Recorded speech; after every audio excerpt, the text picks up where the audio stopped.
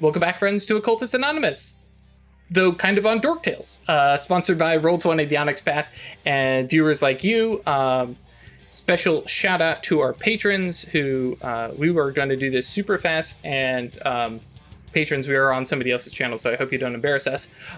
Thank you to this is the part where I remember to refresh the page. Adele, Al, Alexander, Alstrit, hashtag bold anticipation, Bernie, Buck, Chris, Clara, Doggo Duloon, Emil, Funzo Super Ali, George, Happy Pride, James, Jenny, John, join the OA server at www.yeetinto.space. Nice, classy. John, Josh, Cat Feathers, Klaus, Crazy Man 1772, Melissa, Michael, Microsoft is an archmage. Milo V3, Ms. Grumpy, Moku, Mozart D minor, Nero Zard, Noba, Other Guy, Perry, Foog, Porter, Puppeteer, Riafia, Ryan, Secret FFL, Shane, Shaxara, Terran, Thomas, Vortex Falcon, Wish I Had Space and Matter Moving Sucks, True, and Zoltan. Thank you all so much for your support. It means a lot to us. Thank you. And yes, the art here is by Cloudbound Corgi, and if you think this is cool, wait until we come back and we have updated art, which looks magical as fuck. Probably, I don't know. We haven't actually designed it yet, We don't have it yet. But it probably will look magical about as that the other fuck. day. I'm very excited. Reasonable assumption. Yeah, when you get an artist who also plays Mage the Awakening and gets it. So, when we last left our coven, the Coven of Purgatory Bluff in 1848 Colorado, we have all sorts of magical journeys and challenges that they have been traversing across, all to the realization that one of their friends, fellow mage Rilla, is also an archmage, but not their friend Rilla. No, an archmage from another timeline that's done this 4 or 5 times before, and then there's other Rillas running around. It's complicated, but it's fine. They've resolved that. They've come home. They visited a fort, sold some goods, and they're coming home with that wagon, or actually they've already done that. Time to take a load off and relax. Except that there's this sudden solar eclipse, which allows Theodosia, also known as Baba Sarah, to have a chance finally to inspect her own daughter using magical focused mage sight, leaning in real close, because previously all attempts have failed, and she was able to gain a little bit of knowledge that she needs a full solar eclipse to actually be able to pierce past this. When she last looked, there was just a Stygian angel standing guard, ? Over her daughter. Her daughter seems completely fine, other than the fact that she doesn't speak. But now, with this additional vision and looking into the girl's soul, into her own Neros, and realizing, there is a lot of bad. There's a lot of paradox and abyssal things that are not unreality itself, kind of starting to leak into, or actually did leak into, her soul years ago when Baba Sarah, her mother, awakened. One of those. And is literally being held back from a giant deluge of bad by the last remnants of Baba Sarah's own awakening. In that moment, Baba Sarah pulls her head back and goes, oh. And that's where Baba Sarah is currently. Sheriff of the town Isabel, also known as Petrichor to the Coven, is actually, where did we leave off? You were helping unload stuff, and were you headed up to the Enrights? How she and Jules had run off. I know there was a comment, because the comment had been to Anastasio about a ring, and then I can't remember what the size of the ring might be. And so I can't remember. So we have Sheriff Isabel there. We also have Arachne Gisela, who is she's the shop girl, and is currently passing out all sorts of gifts and things like that. And wrangling panicking townsfolk. That's true, because they are freaking out about a solar eclipse. Oh, right. Jules was there also talking about what the solar eclipse was. Farther up the hill from the town, in the outside the silver mine, Jean-Paul, also known as Ungun Cloak. Actually, at this point, does anybody call you Jean-Paul? The Enrights. The Enrights. Yeah, that's true. That's exactly how he wants it. Right. So Ungun Cloak, Voodoo Ungan, also known as the Mage Legba, was chatting with and catching up with the children of the broken chains, which in French is Les enfants de chien brisé. Thank you. You're welcome. Ralph having mercy on me. And was chatting with them when the solar eclipse passed over. And how about that? Much better. That? All right. And then and then Rilla is down with Theodosia and Valosia and wife Catherine. So I guess that kind of picks up with Chris, if we can figure out where Isabel is, and then we'll probably jump over to Craig. Yeah, I mean, I had like 2 different things that I wanted to do, but I think for purposes of Isabel's priorities, I think going to the tavern and saying hello to Madame Robert, and then this mysterious alchemist that has showed up that I definitely don't know who they are or why they've come to town. That's true. The apothecary, yes. Yeah. That's very true. Yeah. So yeah, we could definitely pick up with that, because I don't know that you ever mentioned that you were the sheriff or where to find you. I said ask for Sheriff Isabel. That's right. Okay. Yeah. So yes, your mentor is apparently picking up with Madame Robert, speaking with you and checking in with you, and doing the aunt kind of thing, because she doesn't quite mother you, but yeah, it's checking in. Look, you're all right. You brought stuff, and I'm sure you probably got an armload of goods for her. And then yes, there's the apothecary, which I imagine Madame Robert catches your looking around for her, and then motions and says, "Oh yes, there's the new visitor, Abigail Crow," and notes that she, like our dear girl Rilla, is also from London. Wow. It's very interesting how often we get all these visitors from farther and farther out. Never mind, of course, the fact that yes, based on Ralph's Enright founded the town. Enright is from there. We have how many did we say? About 100 Maroons from Haiti.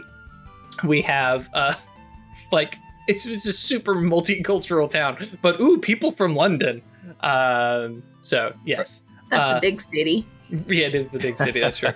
And to the question in chat, she does not appear overly witchy in normal company. I was wondering if she just walked in straight up. No, hey, I'm a witch. No, she does have a little bit more subtlety. I was going to say sense, but subtlety than that. And wearing fairly regular attire, something that would match Babasera, Isabel, or Gisela. I mean, it's not like anyone could burn one of our order from the stake, so.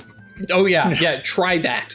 Best of luck. Yeah, because we figured out what those legacy attainments are. So, yeah. But yes, Abigail Crow up in the clouds when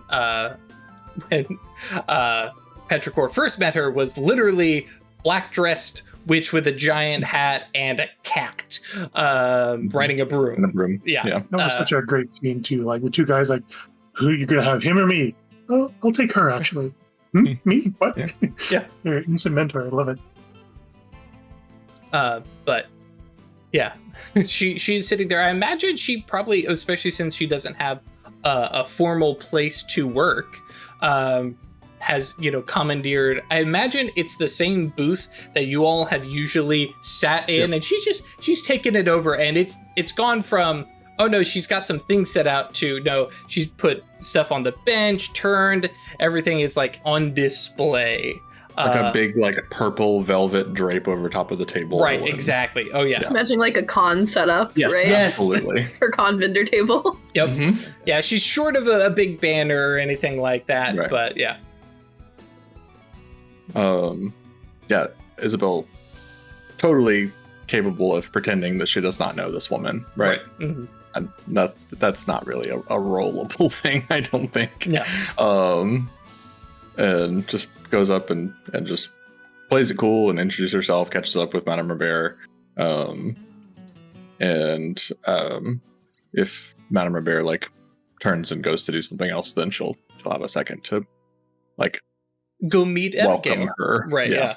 Of course, Abigail, her accent is different, and it's not even that it's a different accent. It's just you realize she's not in her shadow name, right? She still uses the name Abigail Crow, but apparently this Abigail Crow compared to the Abigail Crow of her witchy self are different. So she has a I'm not going to say well, she sounds a little bit like a snake oil salesman. She has all the wonders. She can fix any ailment.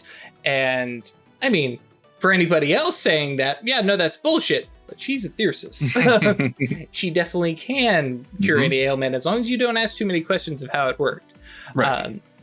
And so, but yeah, looking up at you, she smiles, and you know, it's a very professional, you know, Abigail Crow, apothecary. You know, what concerns do you have? As she like looks you over, which of course you look pretty much the same way she saw you. Yeah. Yeah. Oh, ma'am, I don't think I need to purchase any of your cure-alls and anything today, but you know, welcome to town. I think you're going to do just great here. She smiles. Well, I appreciate that. Welcome, Sheriff. I've been looking forward to meeting you. Madame Robert has said so many glowing things about you. I feel like I already know you. Like you heard my name on the wind, right? She left just that. Yeah, the two of these, the two of them talking in their mundane selves are going to be obnoxious, I feel. Yeah. And I imagine because Isabel loves like telling stories and like, you know, tricking folks and stuff like that. So absolutely, the idea of compatible role playing personalities. against each other kind of thing. Yeah, like one-upsmanship, but in a friendly way. Yeah, which is also feels very Theosis. That's actually also true. This is the first Theosis you've actually had the chance to interact with that wasn't part of the Diamond Order. So you have this whole like, I'm going to challenge you, and her going, yeah, that's cool. I will challenge back. Expected. Which we still actually haven't had the fist fight between Legba and Petrichor. We still need to have that. Let's put a fist fight. We do a Rocky 3 running on the beach. Yeah, slow-mo cross counter finish. You're thinking more wrestling match, Ralph? Yeah, that's what we discussed. Yeah, okay. Yeah. Okay, that's right. So those are punch people. Yeah. Chokes them out. So yep. I feel like we probably jump over to for sure the Stokes home, down farther away from town, out in the suburbs, though actually I guess the more rural area of all the farms across the new bridge. It's still the new bridge, even though it's a year old. It's also the only bridge, but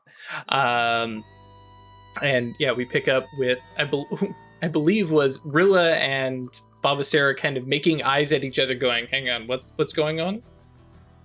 Yeah, Composure 5 feels pretty calm outwardly, but her eyes say a whole lot more when she looks at Rilla.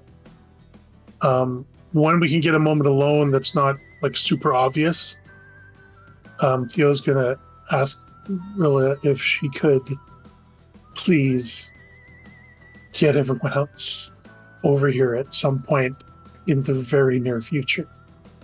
And she looks from you especially, and you know, the solar eclipse. I imagine like this is outside, and everybody, all the farmers are out, everybody's looking around. Catherine is, standing with Valosia, and they're looking, and you kind of sidestep away, and Rilla looks up at the solar eclipse that at this point is now, shifted through. This is not any longer than any normal one. And so, it's a 20 minutes at max, if even that. I feel like that's long for a solar eclipse. The full eclipse? The full eclipse is only a few minutes. Right, that's what I was thinking. Yeah, okay. The whole duration progression might last an hour or so. Right. Okay. Yeah. And so naturally. Right. Naturally. Yeah, that's right. It's true. Yeah. We are playing with an archmage who went, yeah, you want a solar eclipse? Sure. Yeah. Sure. This is gonna last 50 minutes. Yeah. Get your stuff done. So yeah, but Rilla looking up at the sun, looking over, says, how quickly? That isn't an on fire situation, but do you remember when you first awoke and you had a look at Valosia? Yes. So I was in your face about no, don't touch, no looking. Yes. Quite remember that. So the reason I asked for the eclipse was because I could unlock the mystery that's there, and the results are horrifying. She looks over at Valosia with a little bit of concern and wariness, because of course way back to when she first awoke and looked at Valosia, who during her awakening she did not see and interact with at all, and was this shadowed spot in her vision, and then immediately went, what are you?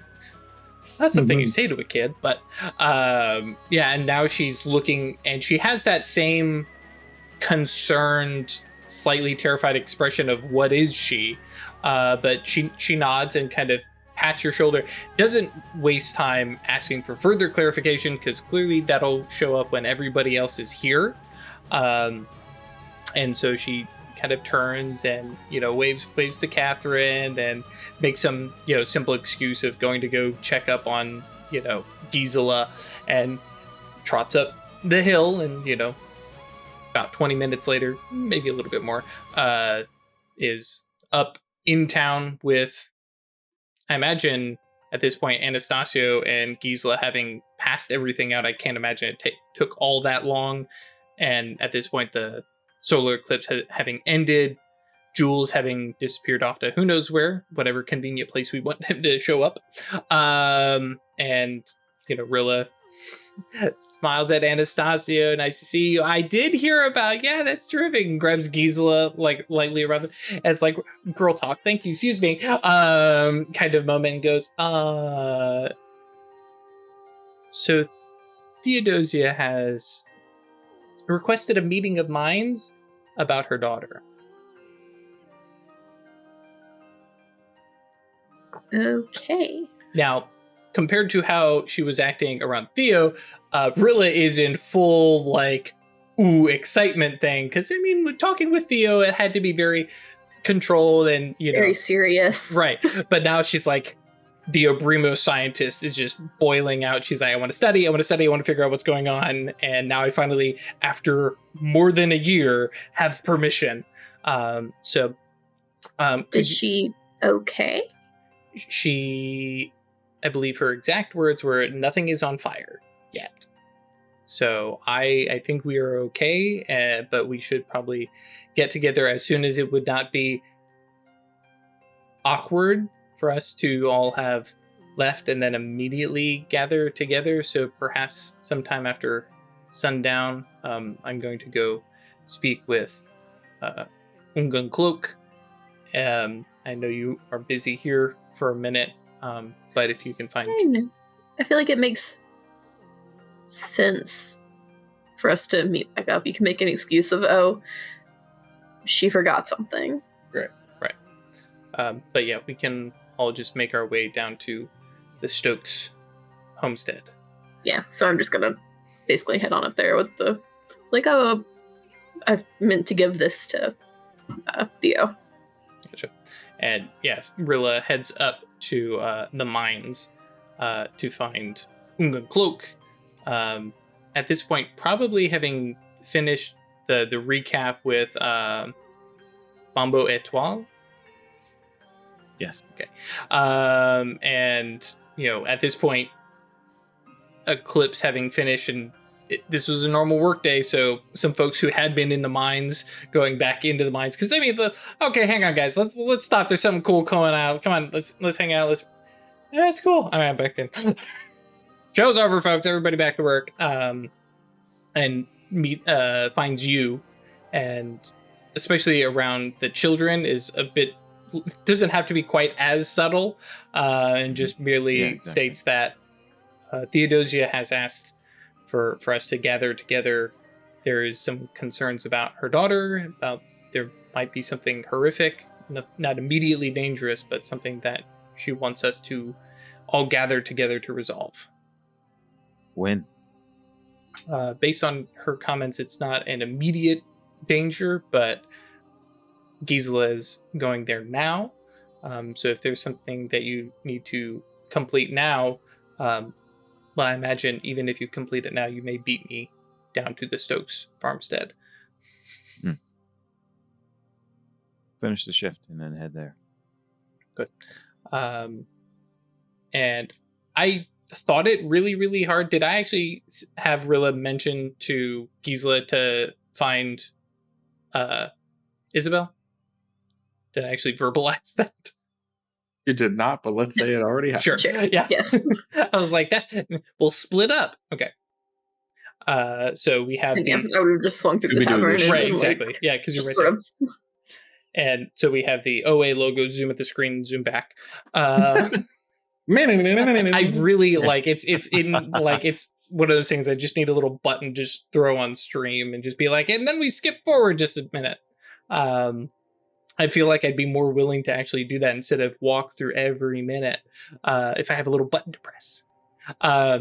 So we pick up down at the Stokes farmstead, probably about an hour or so later. Unguncloak finishing up the shift, and before coming down, Isabel has time to dump off her things, maybe speak with oh gosh, I've forgotten her name. Miss Crow, Abigail Crow, a little bit more, kind of welcome her. But in that meantime, the time leading up to that, how's Theo been and what has she been up to? Sort of filling in Catherine about the trip. Closure 5, right? She's able to segment the horror that you saw with the Loja. So just trying to, as she would normally do if that weren't weighing on her, she's just filling in Catherine about the trip. But does say that there's some things that they're going to have to talk about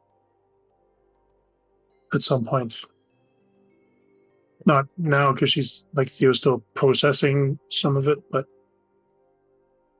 her and Catherine should set aside some time at some point to have an adults discussion. She looks at you. You understand how awkward it is for you to come back after a couple weeks and then tell me that we need to talk? It's nothing like that. It's things I learned about myself and our life together. That's all good things. I see. You are realizing how much of a catch I am, and you wish to swear your undying love. Oh, you've already done that. I think it's more about deepening your understanding of how much you mean to me. Oh, that's sweet. Thank you. Okay. And she's like, not even that, because it's not even a deflection, but she's like, oh, okay. Like, nerves calmed. Like, this is clearly going to be a positive, but deep and serious discussion, depending on how much information you share about your alternate life in a time travel way. And so, but in the meantime, at this point, it's probably mid-afternoon when everybody's kind of gathered together. And I kind of leave this on Craig to kind of present to everybody. I'm assuming she'll see like Legbo walking up first. That makes Depends. sense. I mean, Probably last, honestly. Oh, last Yeah. one. yeah, because Ungun Cloak was going to spend an hour or so He's finishing the up the furthest shift. away and was doing things before coming Okay, sure. down. All right. So Isabel first. Okay. We're together. Yeah. Yeah. Oh, Mhm. cool, great. So Theo would see you guys coming down the path and would come out of the house to meet you. I'm not. We're probably going to want to have a shared look at Theodosia. Can you, I don't know, make her solidly asleep for a Sure. period of time? Sure. Is everything okay? There's it's not okay. It's stable, but there's definitely some stuff that I don't know how I would deal with on my own. So this is I'm going to need your help. This is entirely in character, Mhm. not attacking Craig. Did you do something? Not directly. No, this is fallout from my awakening. Oh. I see. But she's okay, right? No, Oh, she's stable. But it wouldn't take much of a supernal jostling or magical jostling to knock that out of balance very quickly. There's some things Okay. we need to fix. I don't know how we're going to fix it. I don't All even right. know where to begin. How do you plan to explain this to Catherine?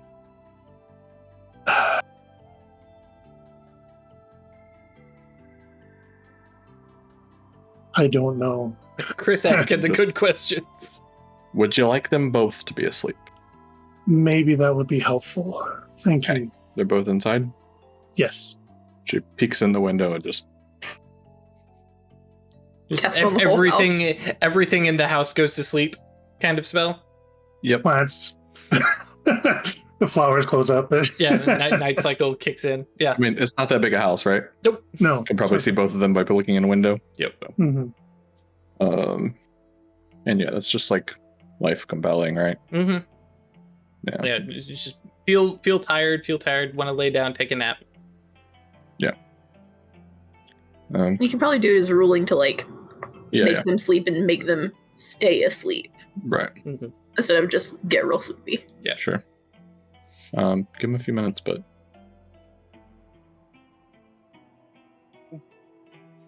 Cool. Yeah, as you're finishing up chatting with them, and yeah, Chris, I don't see any reason to roll it unless you want to. Yeah, as you know, they start for to, the purpose of moving on, right. it's fine. And Rilla arrives a little bit after, kind of gives everybody a heads up that Ungun Cloak is finishing up a shift, gets a kind of abbreviated explanation of things, and then makes mention of if, and kind of prodding the discussion a little bit, if we need to go within her own Neros, we need a place to do it.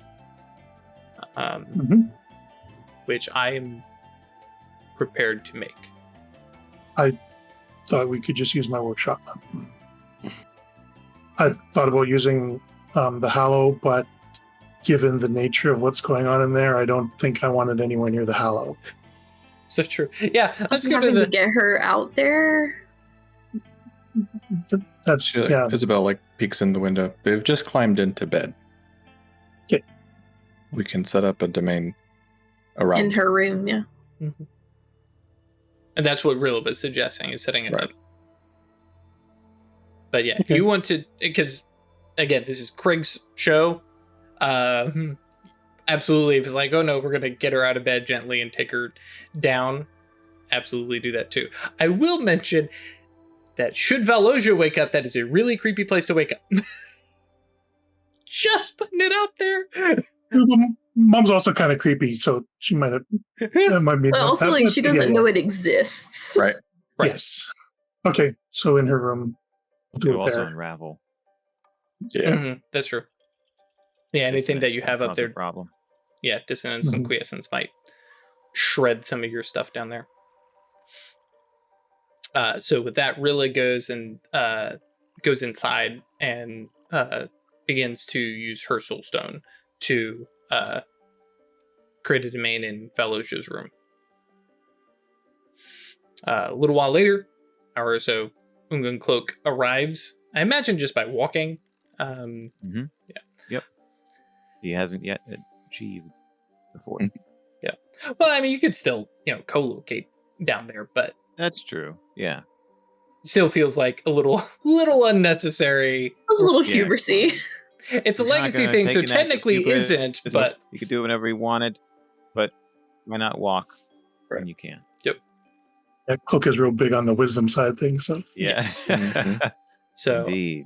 when you arrive, Rilla has the domain set up, and everybody kind of gets caught up. And I guess at that point, the question is, all right, Craig, what do you tell him the plan is?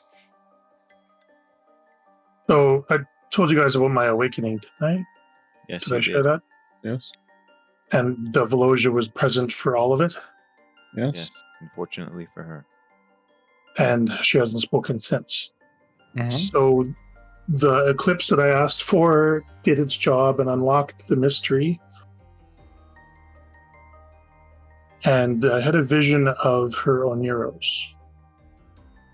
And it's a field of blackness with a small circle spotlight that is her just sitting in it.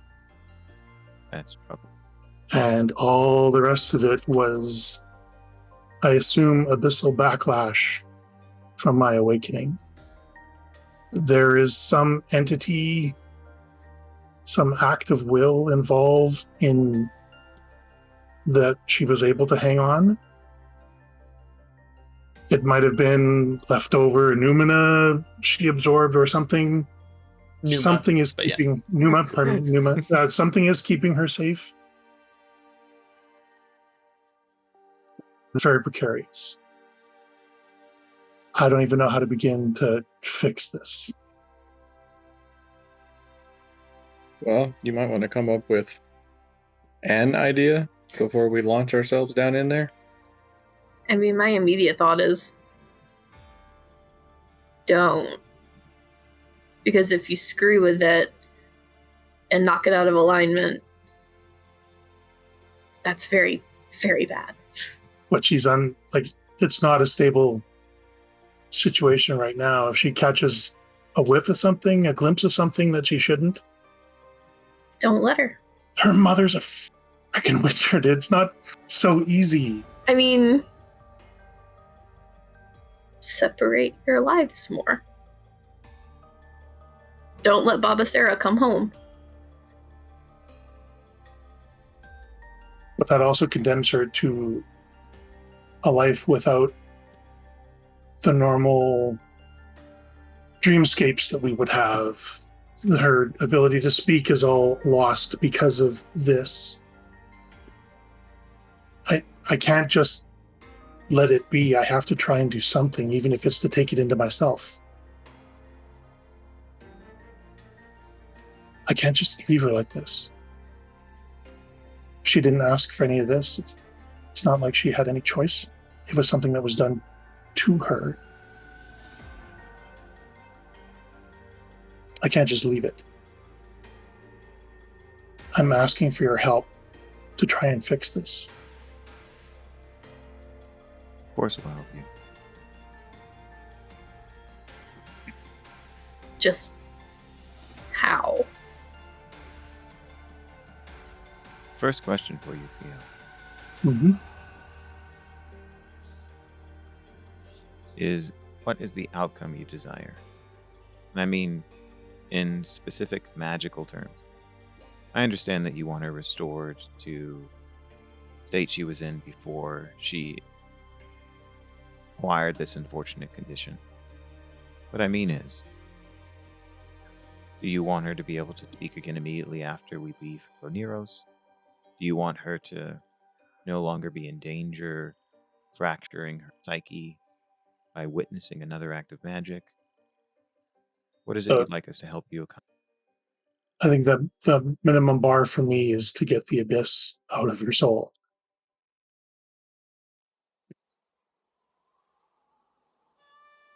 You'd like us to unpollute her pattern. Yes. That might be At a something we minimum. could do. Anything else that comes after that would be gravy, but I want to take that risk out of the equation, whatever else comes. Okay. Then I have a second question, which is, do you know of any entity, including her daemon, that might present a tremendous challenge to us in that endeavor?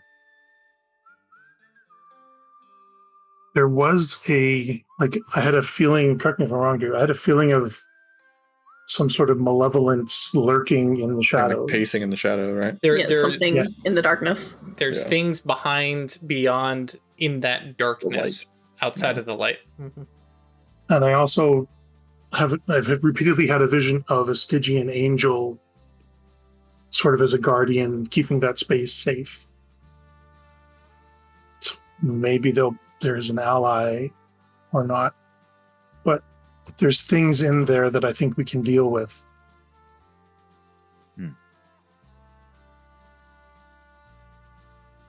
Predators hunting in the dark. Now you're speaking my language. One thing I do want to clarify, just so Craig can elucidate. There's definitely like a finite stuff out there. It is not like, oh, it's just the raw and endless unreality of the abyss. There's some stuff that has gotten in that needs to be dealt with, as opposed to, oh yeah, it's just a big old portal to the abyss. Yeah, and so when I was looking at it, like I had the sense of an Aneros with all the borders and stuff that an Aneros would have, but I could only see the spotlight that was safe, and just a sense of dread and lurking hostility in the shadows. If it behaves anything like a spirit, then giving it something resonant to attach to would be my idea to how to get it out. I doubt we'll be able to kill whatever this thing is. But you said if you take it within yourself, if we were to split that burden, it might be a better option. Divide and conquer. Rilla, pops up with big sister vibes and goes, I'll get in on that. So we'll go in and investigate, and worst case scenario, I'll do something really stupid and open us all up. What would that do to us? Good question. Because I am not willing to take this home to my family. Right. I just fixed my family. It would pollute our pattern, but to a smaller extent, I think. It should be easier for us to scrub it from our patterns ourselves. Yeah, we've seen ways to excise that.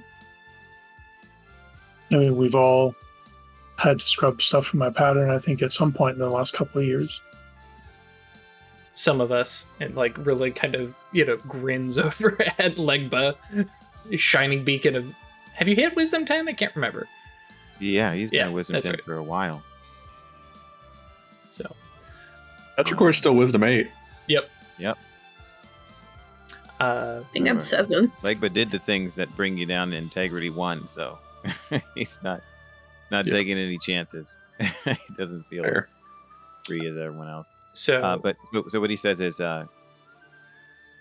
That might work. I think we should remember two important things. That we'll be going into astral again.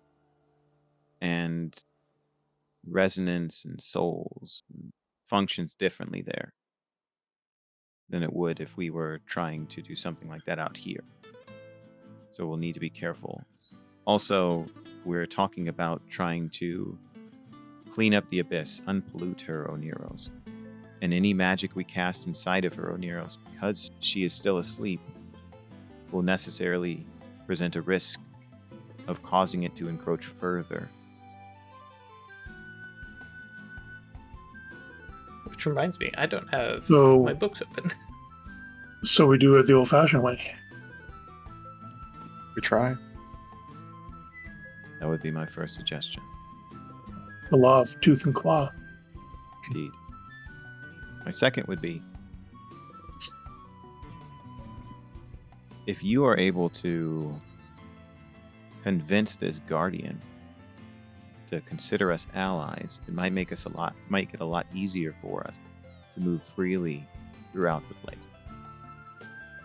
And I wouldn't suggest you summon that guardian if it isn't a Stygian angel, that you summon it from her Oneros and talk to it here, because that might leave her vulnerable. Exactly. However, if it is present inside of her Oneros, that suggests to me that you might be able to summon it there.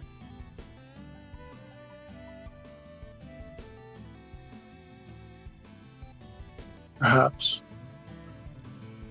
I feel like we should get in and have a look first to see what we're up against before, but that we'll keep that as a Definite possible course of possibility. action. Just ideas. Now I have a plan for getting in there. Mm-hmm. I've successfully used my connection to get into Catherine's Oneros before, and I think I can do the same thing with Velosia. So if we were to all meditate and come into my Oneros, I can fast track us into hers. I do not know that the trip will be pleasant and smooth. There is the possibility, just to nudge this a little bit, Right. is by Legba linking- can do it, right? right via telepathy and I guiding, can link our minds. and literally when connected by telepathy, the And that's strongest. what y'all did when you went into. What was that? That's what y'all did when you went into Isabel's mind. Mhm. Right. Yep. And just direct it directly to somebody's thing. Technically, Ralph will come up against a clash of wills against Valosia, but I'm going to give you a hint. She doesn't have much of a clash. Makes sense. Yep. So, considering the timing, what I'm going to propose is that we go ahead and fast forward to make telepathic connection, because that's literally Legba's legacy. That's what it And we will take a quick little break. I'm going to get more coffee. Go yell at my dog. And when we come back, we will enter into Valosia's Oneros. Sounds good. to me. So, Twitch guys, get up, walk around, get something to drink, pet your dog, touch grass, something like that. YouTube guys, blink and you miss it. See you soon. We pick up with Legba's telepathic guidance, guiding everybody into Valosia's Oneros. And on the way down, because we've had a couple visions of a couple different people, but I don't know that you have all been together in an Oneros at the same time, because the four of you went together into Isabel's and saw her daemon, who looked basically like Isabel. Have we seen Isabel's astral form? Briefly, but not her Amnion, which I have plans for. Hell Fabulous. yeah. But yeah, so for those who are maybe not following 100% along, the astral realm is a realm of mind and stuff like that, so you don't necessarily look like yourself. So if everybody kind of wants to go round, well, actually, I guess I'll prompt things, and we'll just go the way we're on Discord here. We'll start with Chris, and go around and kind of describe what everybody's astral form looks like compared to everything else. She has a big flowing dress that just seems to keep getting bigger and move with a bit of wind. And it is orange and yellow and black in shifting kind of patterns.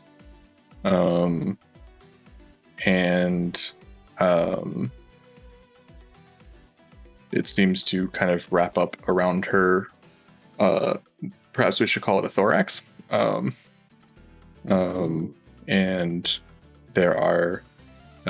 there's like a sort of veil and headpiece that give an impression of a monarch butterfly or a monarch posa. Naturally. Love that. Which Cool. migrate upon big formations of thunderstorms and stuff. So Hell yeah.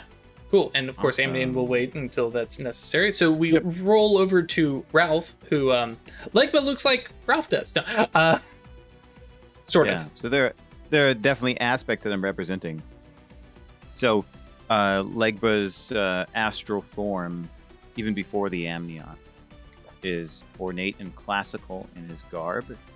And the cane he usually has with him is now even more like the one I had once described. Whereas in comparison to the original cane, which had the dog's head, was black, seemed a little ethereal. It's more a representation. And now that he's back in the astral with the new cane, it looks like it's made of ash. It looks like it's much more integral to his form, and it also has substance. And the perfect nature of the dog's head is clear here as well, because its siderite aspect is represented. It seems like the platonic ideal of dullness here in the astral represents that. So yeah, he's bigger than he is in the material. He's probably about 7 feet tall, and has a large top hat, a tailcoat. And we'll get to the amnion in a bit. Cool. Hopefully, maybe you guys won't need the Amnion. Indeed. So going around to Gisela. Gisela physically looks similar to her real life self. At this point, she's dressed more in like a classical Greek chiton. With her hair like curled and pinned up in the style you see on the statues that you would have seen in books. Right, that's true. Yeah. And yeah, that's probably about it for right now. Just kind of neat and tidied up, and I think everybody looking is like, you had all these things to be, and you put on a fancy dress, put your hair up.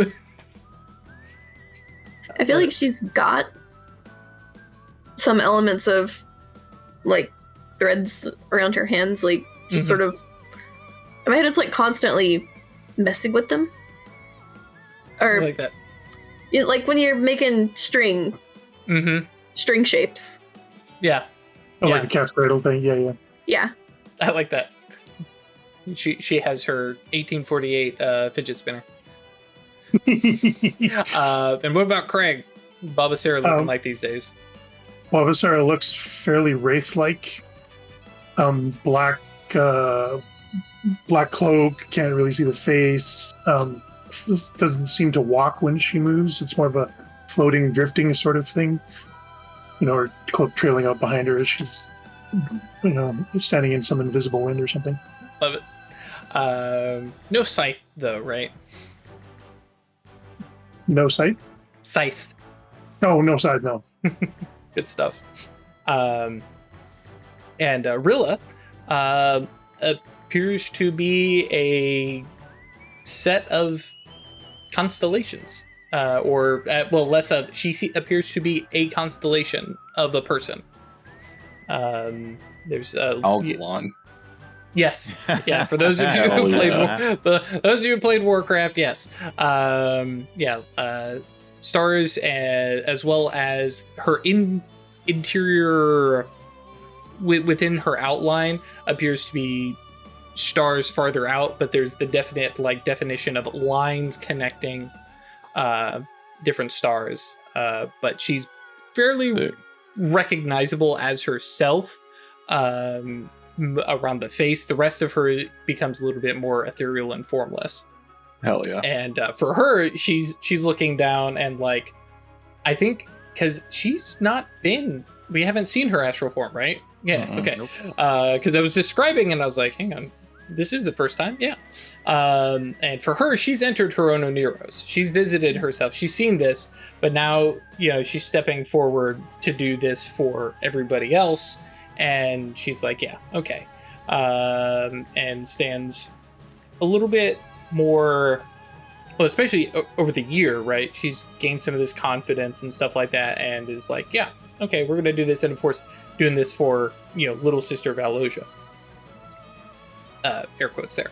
Right. As the journey brings you all into the Oneros of Valosia, you find yourselves on. Actually, for Legba, this feels kind of at home. You are in a big crossroads. It is a bunch of roads leading off in different directions. There's no guideposts, though. There's no symbols. And looking out in the distance, you just see roads going off in just various different directions. Mhm. And just this is travel. This is journeys. This is going places for her. Of note for everybody who has any kind of experience within Oneros, this place it's not desolate, it's abandoned. It does not feel like there's anything going on here. There's no, for instance, Port-au-Prince had ships coming and going and goetic entities moving about. Even when we went and visited Baba Cero's Oneros, and it was the camp, there were, other Romani who were sitting by the fire. This place seems to be kind of empty and devoid of activity. There is grass out there off the road, but it's kind of droughted brown and kind of tired. There's still some green. It's still alive. And stagnant. Mm-hmm. And it hasn't had a lot of water. It's just holding on, and there is no sun in the sky. It's this dark. It's a full moon blotting, but that's made it bright enough to blot out stars. So it's very monochrome. So there's a little bit of color to stuff, but yeah, and notably, that's it.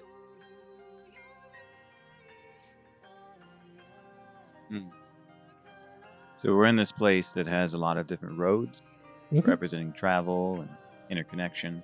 Yeah, imagine you were there's standing nothing at around. a crossroads that you've literally just walked to, and you can see it goes down, and then you have that sense of farther down there will be another crossroad, and down that way there will be another crossroads. Almost like from that top-down view, kind of like this crisscrossing labyrinth of ways to go. But they all seem kind of interconnected, almost pointless. Like they all just kind of lead nowhere. There's a little, especially compared to everybody else's Oneros, this place, it's going to take me here. This place, it's going to take me here. This seems unorganized.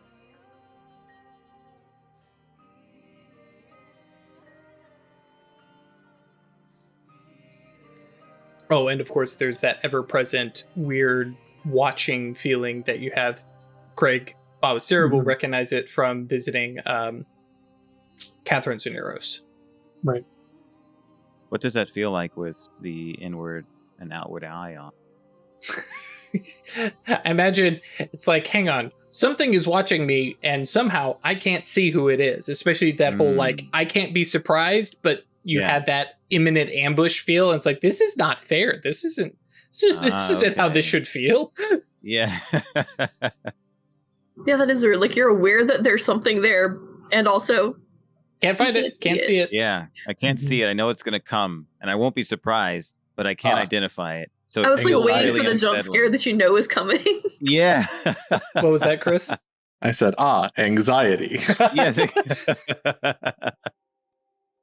And Rilla First time Cloaks felt that in a while, to be honest. Rilla walks over and places her hand on Baba Sarah's shoulder, and so we have the Star Child and the Wraith. Like, are you okay? This I'm following you. All right. Travel is more about where you want to go rather than actually covering ground. So, Does this lead anywhere, though? They all kind of seem like, I mean, not dead ends, but dead connections, right?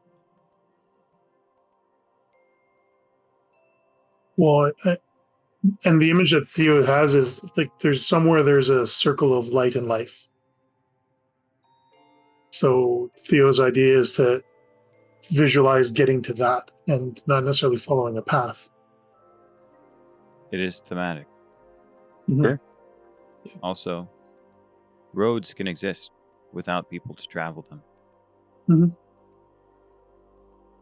Which lots of deer trail and other stuff like that. So cool. So Baba Sarah kind of sets off, and so you've got the vision that you're following, that you saw that spotlight. But in terms of memory and thought and feeling, what is Theodosia heading for? The somewhere in here, there's going to be a place of light and life, like a moonbeam shining down or something like that. Some place where there's clouds have parted and there's some place where there's still life going on in this place. Gotcha. Most of it's kind of dry and dead, but there's going to be some place where like a spring or something.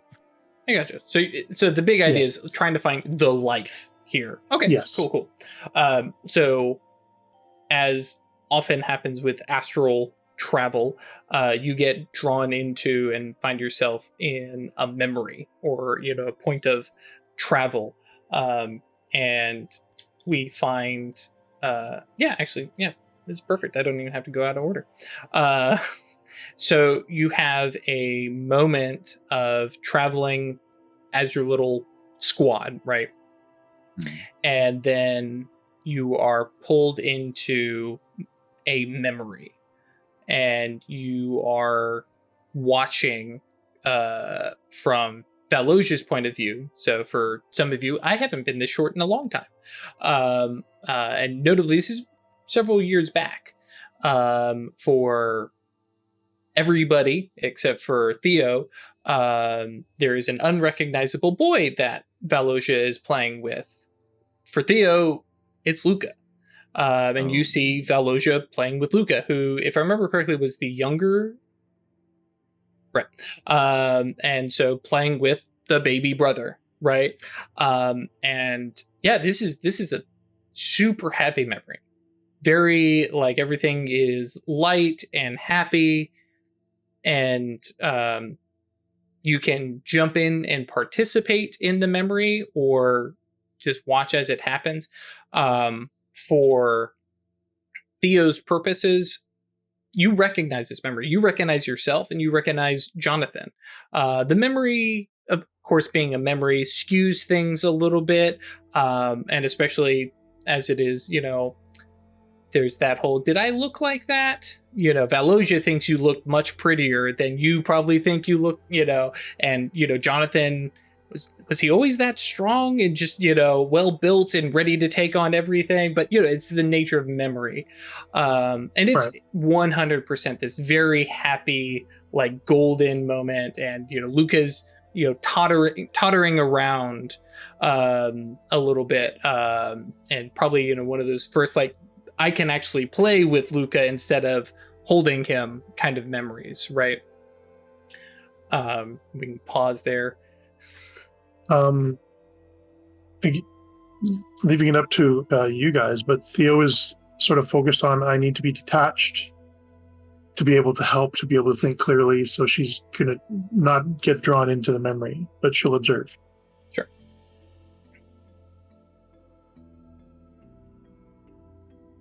Cool. With nodding heads. And I think the five of you kind of sit like spectral wraiths, watching and just enjoy a happy moment. And you pull through to the other side and find yourselves not on that empty road, but now in what's a very small place. There is a recognizable cart, because correct me if I'm wrong, Craig, but you use this cart with Jonathan, right? It's the same cart. Right, yeah. Right, the wagon. It's not a Romani cart. It's just a covered wagon, but decorated. Right. Yeah. That's true. And so it's that. There's green grass. It's a spring day, and you've stepped out of the memory into what looks like an area built off of it. And this is a nice place. This is I will go so far as most of you recognize. Okay, this is Valosia's happy place. Quite literally, it's just calm. It's green. There's bird song in the distance. There's probably some butterflies. This is very happy, but it is small. You've got the wagon in the center, and then you've got 3-4 paces of grass before it. Oh, there's the wagon, and you've got 3 or 4 more paces, and you're back at the wagon. It's a small, very concentrated little space, and obviously, the goal would of course be to move on. However, there is a rustling and then clanking sound that comes from inside of the covered wagon.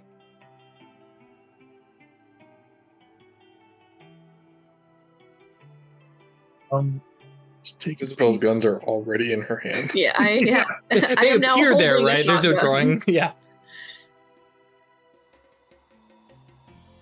Theo just sort of reaches under the cloak and pulls out her big gnarly cane and pulls aside the tarp to have a look inside.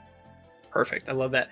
And you come face to face with Valosia's older sister, maybe? Peeking at you over a kite shield. She's got this big shield propped up here, and she's kind of looking over it at all of you, and the shield kind of comes down a little bit, and she kind of pulls herself up, and you hear more clanking and rustling, and you can see right out of a kid's imagination, right? She's a lady knight, which of course means that she has armor on and a beautiful gown, right? Hell yeah. She's got a shield, So good. and it's 100% that children's manifestation of, this thing. The dress is beautiful and gorgeous, and of course not in any way wrinkled or rumpled or anything like that. The armor fits perfectly, and the dress, if you look at it, it's armored, but obviously it's not armored because that would look bad. And it just is both, and it's just like, don't ask questions. She has a big shield. She Kids does not appear idealize to have any kind of weapon. There's no sword belt or anything like that. She just has a shield to protect herself. I don't know if there's necessarily a symbol that it might have, Craig, if you want to throw something out there. But that, is this very kind of protection thing. But as she kind of looks over and she looks at you, and it's a big scary wraith, but the thing that comes out of her mouth is, "Mother?" And for you, other than that vision a while back, it's the first time you've heard Valosia speak in forever. And of course, this is the 21-year-old version of Valosia, or something like it. And looks, and immediately you can see her recognizing everybody. Some people, Ungan Cloak and Isabel, probably a little less familiar with, but she's definitely seen you in town. Notably, Ungan Cloak visits Mom frequently and have discussions, and Isabel, she's the sheriff and the bartender that works with Mom, and then Giza, she's the shop lady. Go ahead, Ralph.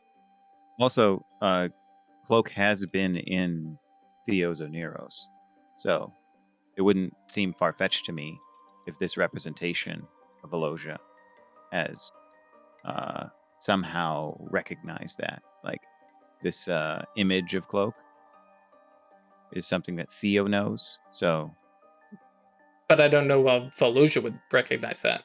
no, I'm just saying if there's some like smell or some I gotcha. thematic association and connection between Velogia and Theo, so that like the way they relate to each other. I just mean that this representation of Cloak is really familiar to Theo, Mhm. the astral form, right? So if Theo's mind is connecting to Velosia's, it's possible that the daemon or whatever this entity is Mhm. would get some inspiration. I That's gotcha, all. I It doesn't gotcha. seem far-fetched for the recognition. Sorry, got distracted by chat. But yeah, no, there's definitely, everybody falls into it's. Oh my gosh, what is the movie with the Twister? Talking about Twister? Twister? Twister? No, y'all are terrible. Wizard of Oz. Wizard of Oz. Okay. With the Uh, Twister, right, and with- the Wicked Witch of the West, I was getting there. and the Lion, But notably, yeah, and the it's Tin Man. it's exactly and the that. monkeys. It's the Tin Man and the Lion, and it's like, oh, I recognize you all in fantastical, versions of yourselves, and slowly, like, she kind of looks at the staff, and she's slowly rising up, and you can see this gown and everything, and recognizing everybody. And Theo, just like a long bony hand kind of comes to her mouth, and she just kind of sits there for a moment, a little overcome. And you can see she's very confused. Of course, this is some kind of goetic entity, but doesn't have any more knowledge than Velosia has, right? And just kind of looking at all of you, and But the question on Theo's mind is it a goetic entity or is it her daemon? you don't know? Yeah. There's no... for all the daemons that you all have met, well, some have been a little more subtle than others, but yeah. She, stands up and says, are we going somewhere? We've come to help. You know what my job is, right?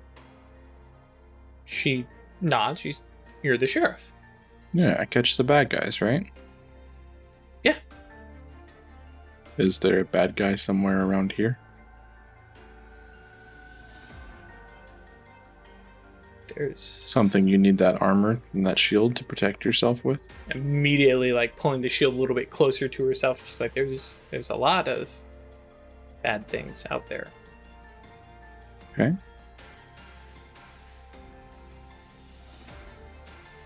Can you tell us where they are? Everywhere. But they don't come here. And Good. very, very dissonant, childlike answers from the Mhm. 21-year-old, Right. full adult. Okay. Well, we'll probably have to go out there. But you can keep this place safe, right? Strong knight that you are. It's like immediately like, yeah. No, that's my job. Good. It's what I do. Good. And she'll like kind of look over her shoulder at Babasera. You're getting a strong sense of gratitude.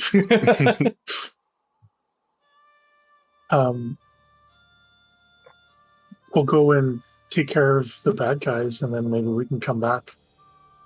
Yeah. And have tea or something. Sorry. Yeah, she makes this silent, like, excited, oh, where did I put my tea set expression. But she What nods. does that look like, Drew? But watch on YouTube and see my expression. I'm really just picturing like Chibi Romani's saber from Fate Stay Night. I'll say yes. Yeah. And, Is that who chat mentioned? The Arcturia little Pendragon. yeah, waifu King Arthur. Yeah. Sure, I'll have to look that up later. Jumping to some forward motion, she mentions that there's bad things everywhere, and the prodding, questioning, and stuff like that is there's the man with the gun. Yeah. Man, sounds like a good place to start, Sheriff. And she absolutely just like goes into a routine, like spinning her guns. Like she never does this actually, but like in here, it's absolutely part of the shtick and everything like that. And like it starts like playing, like spins it over top of Velocia's head, and then like points it out with the butt to her, like she can have one for a little bit, and then like Pulls it scoops back. it back away, and becomes the is it Turkish ice cream? Yeah. But and then just like a big wink, and like all of the I didn't mention it earlier, but like it's very much like a Kalabasa, like skull makeup sort of thing going on, very like Day of the Dead, but with monarch butterflies. Lots of color mixed with and just this big exaggerated wink where like her whole makeup seems to shift with her, and then butterflies flaring out and stuff. And she nods and looks to Baba Sarah and says, "The man with the gun."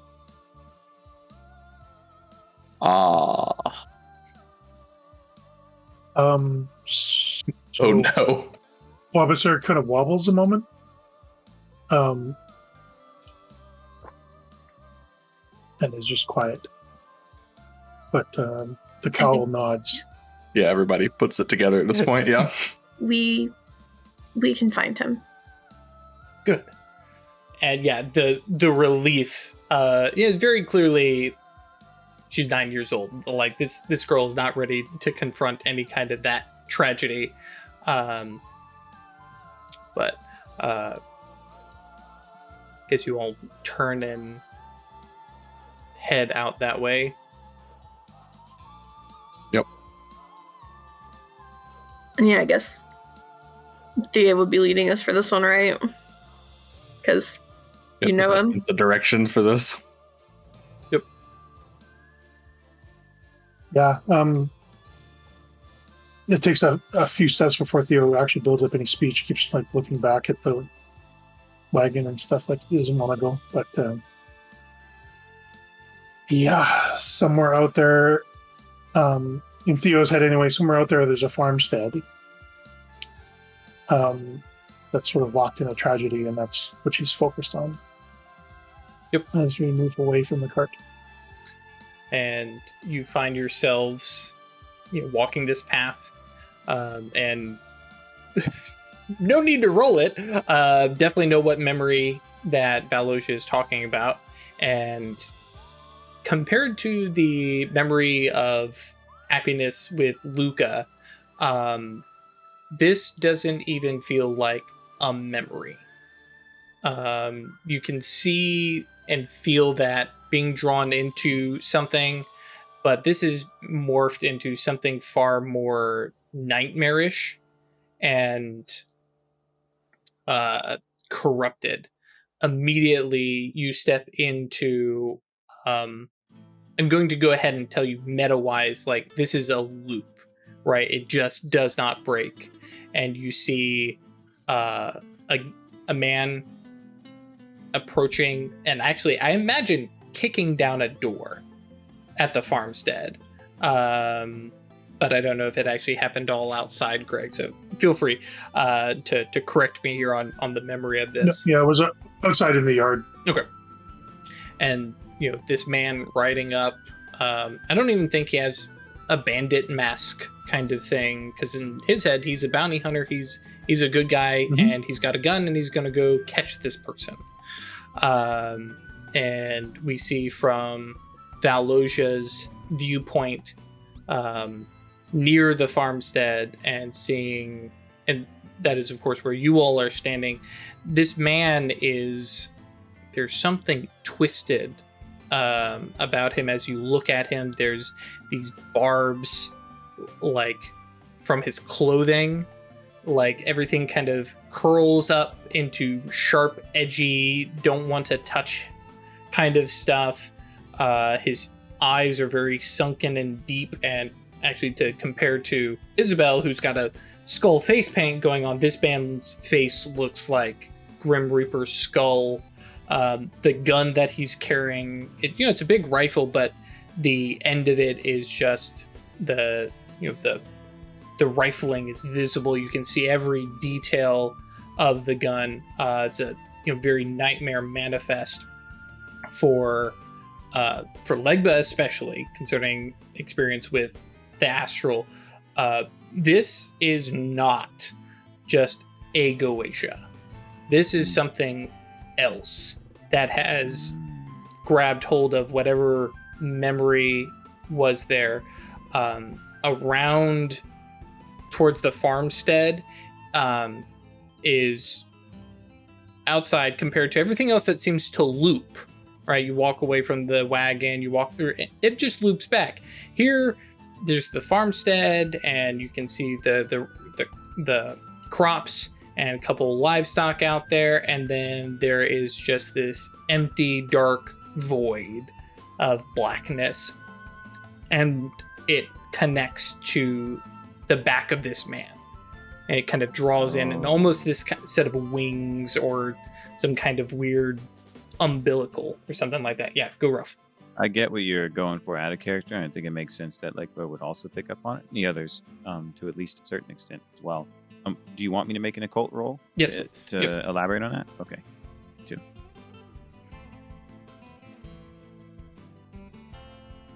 Yay, being in the astral, we got big brain energy going, baby. Oh yeah, that's true.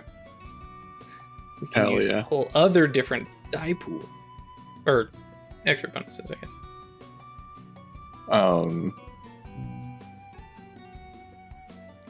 Baby.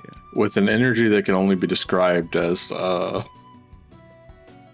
spaghetti western meets JoJo's Bizarre Adventure, Isabel starts striding forward.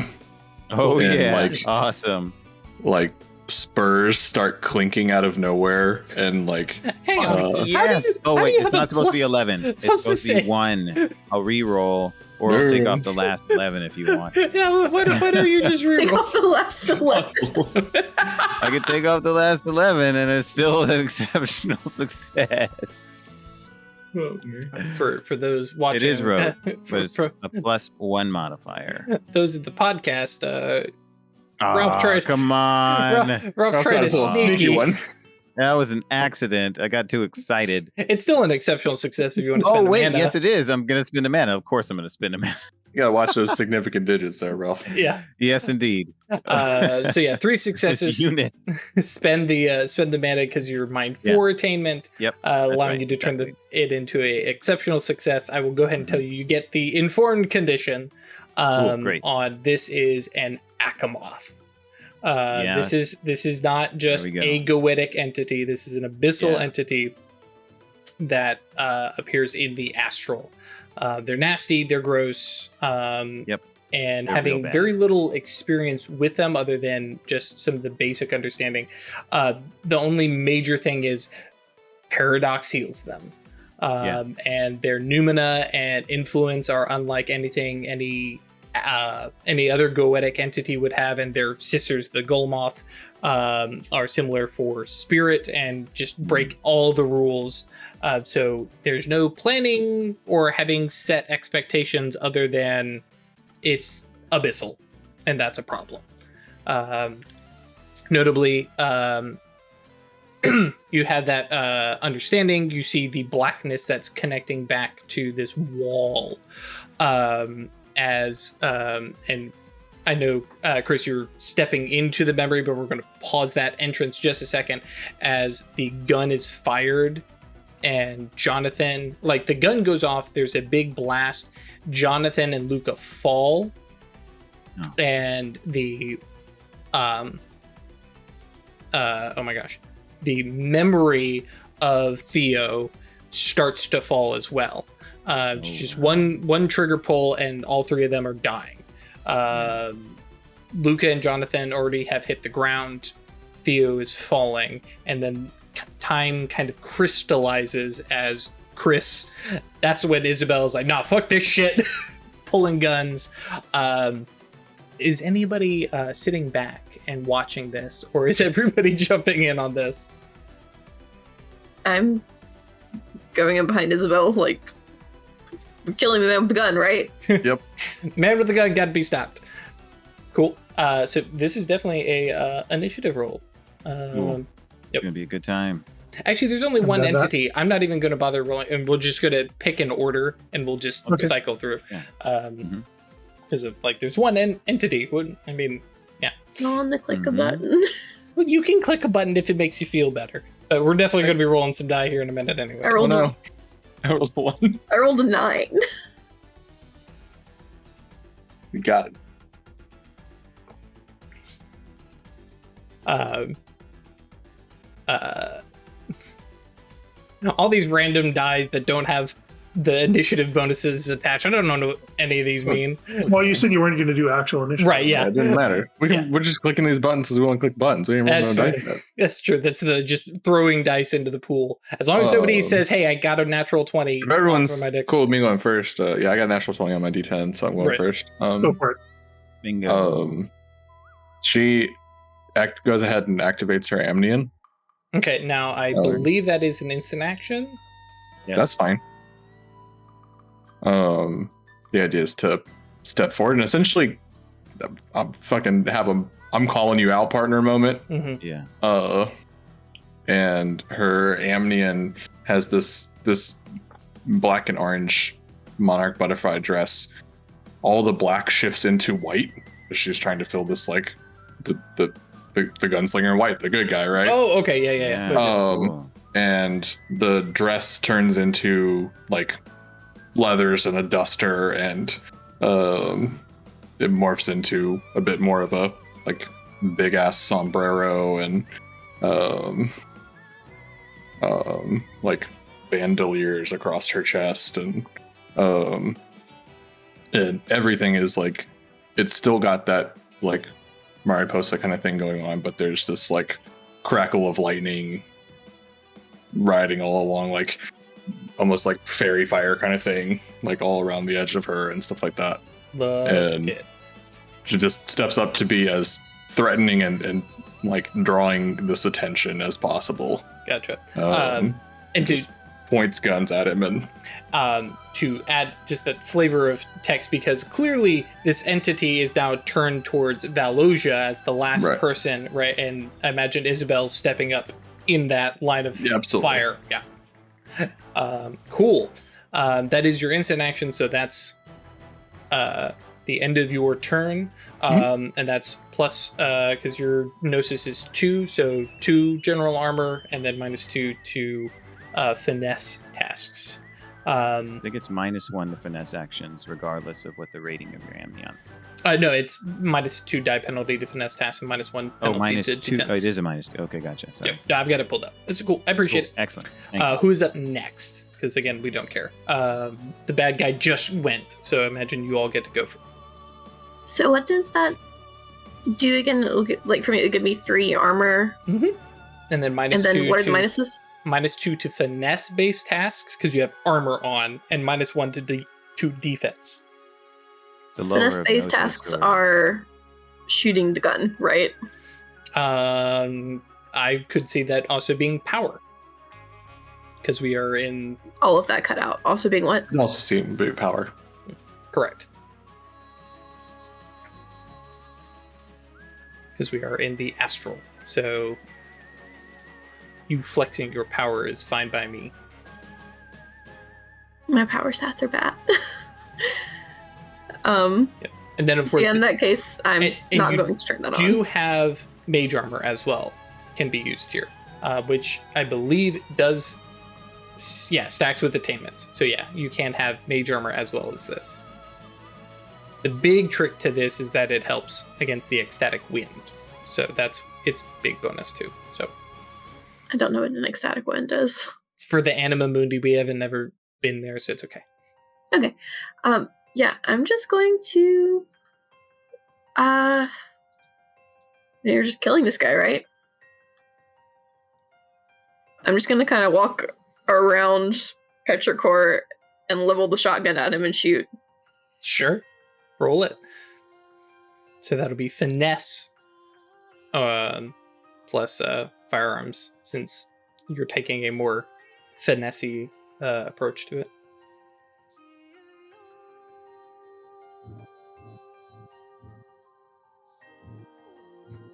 And then for chat, that's mage armor, not major armor.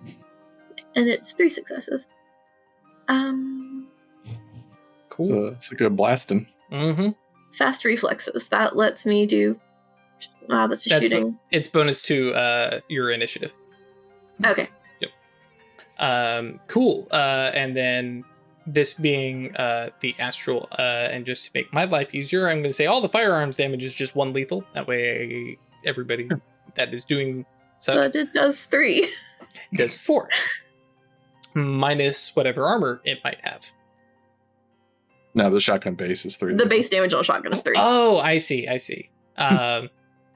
So generously taking away 2 points of damage from her. My bad.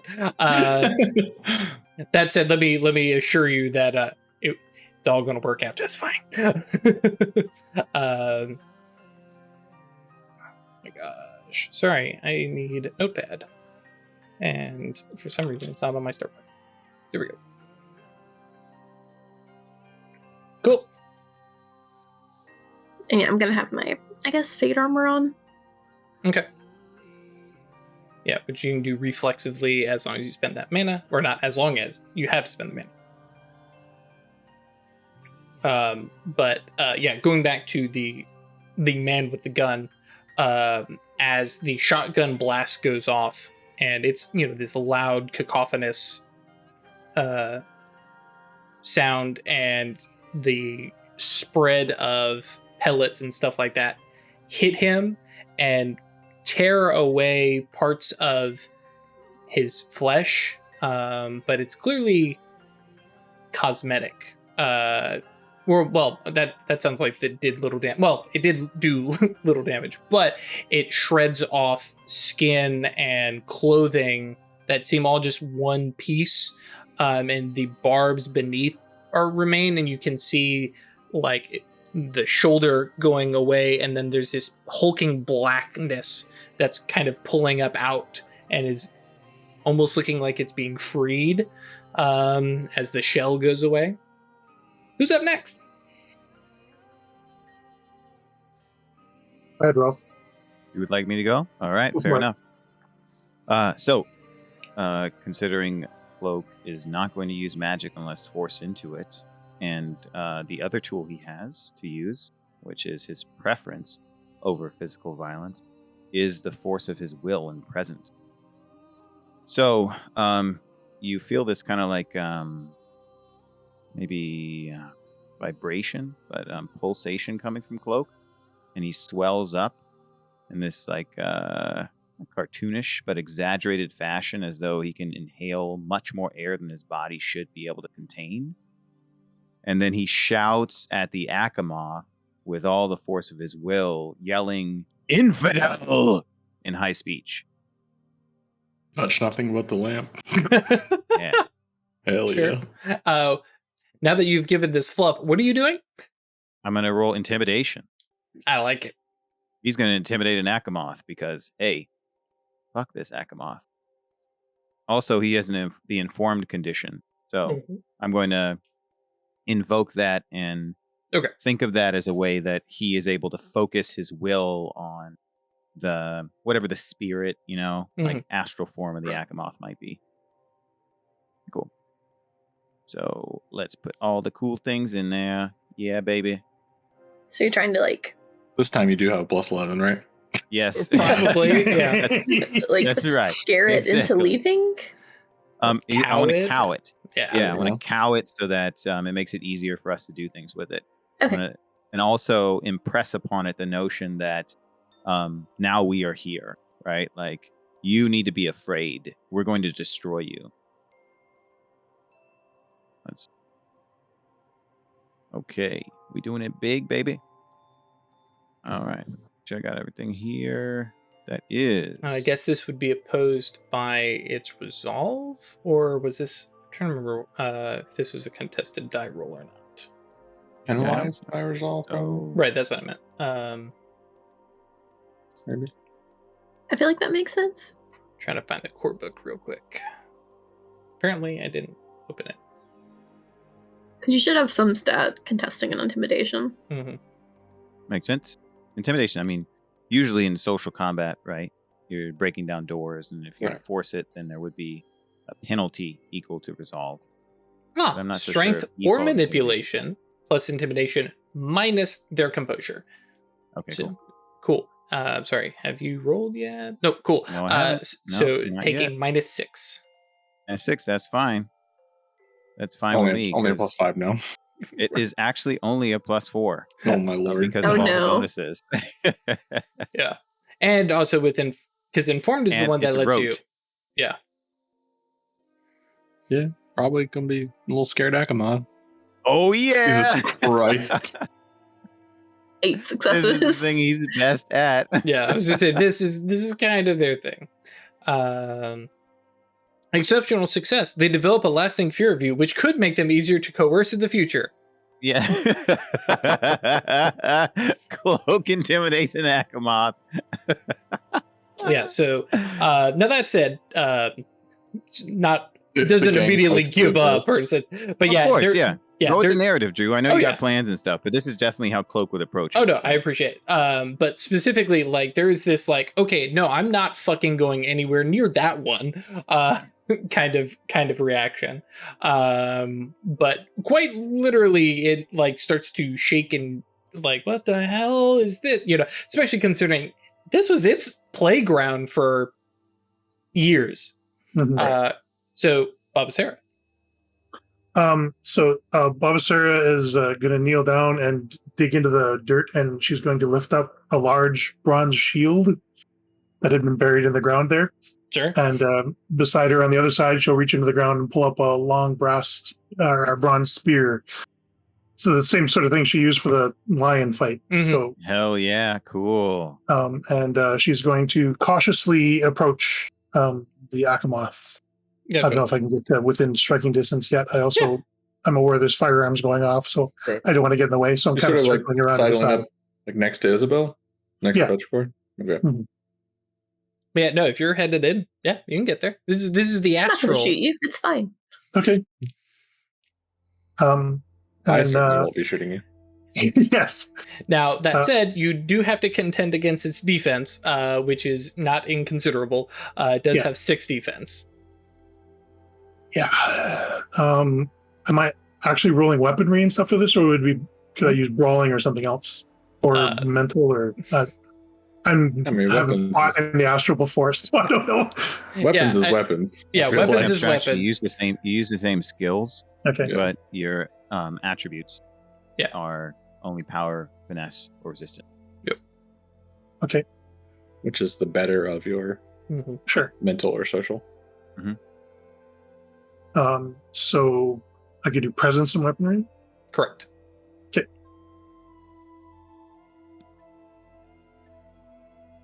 -6.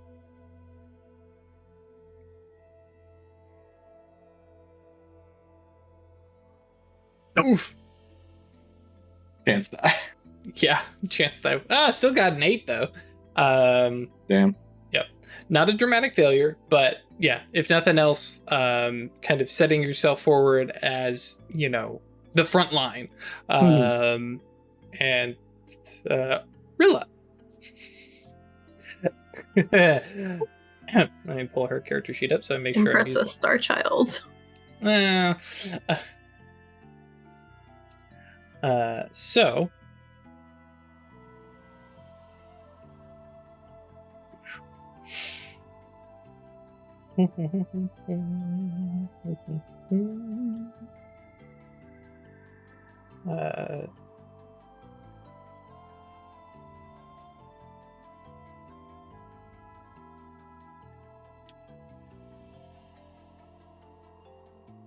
All right. One success is all she needs as she lashes out with pure prime energy. Oh, she casts a spell? She casts a spell. Oh. Yep. It is a chance die.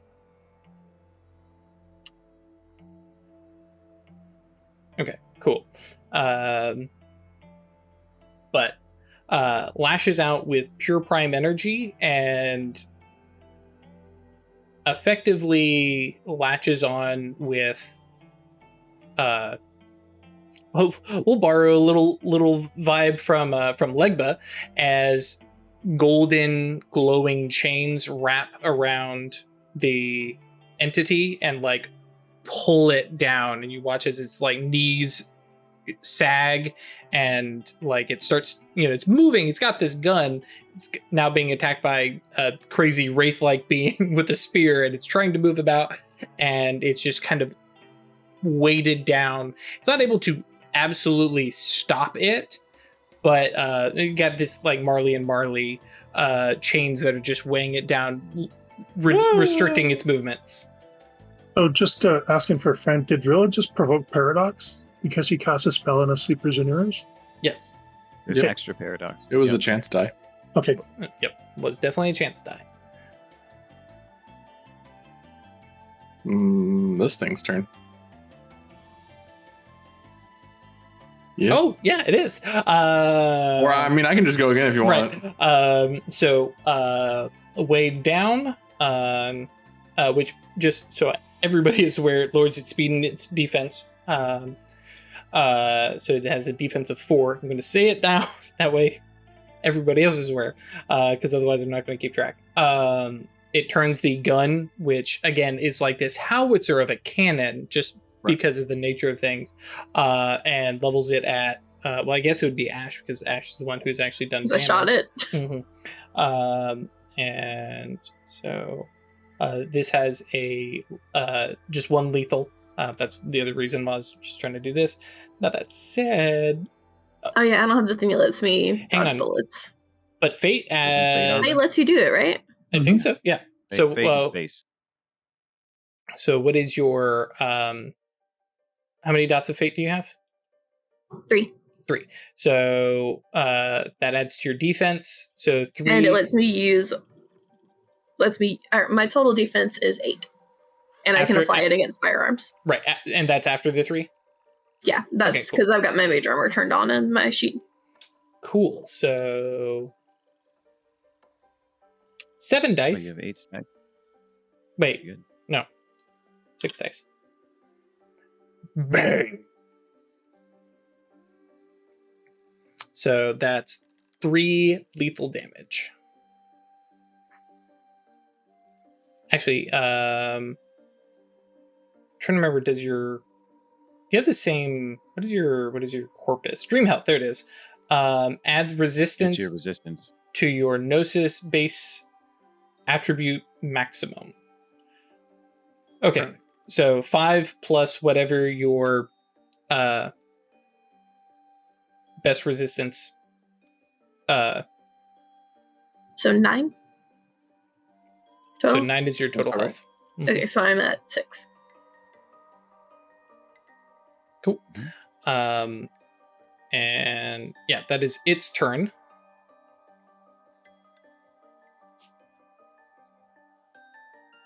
So, Chris? And she just is like yelling, "I told you to look over here." And anyways, I start blasting.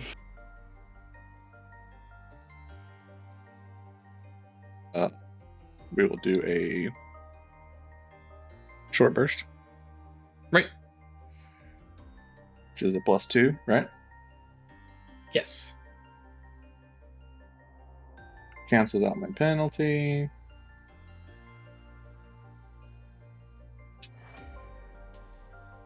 Wait, what penalty? From the Amnion. Oh, yeah. I was like, I didn't hit you with anything. I hit myself. And a willpower. Oh, Lord. I'm in date. Never mind. Not with my dice, That's true. sir. Sorry, Chris. I'm sorry. It is 3 lethal.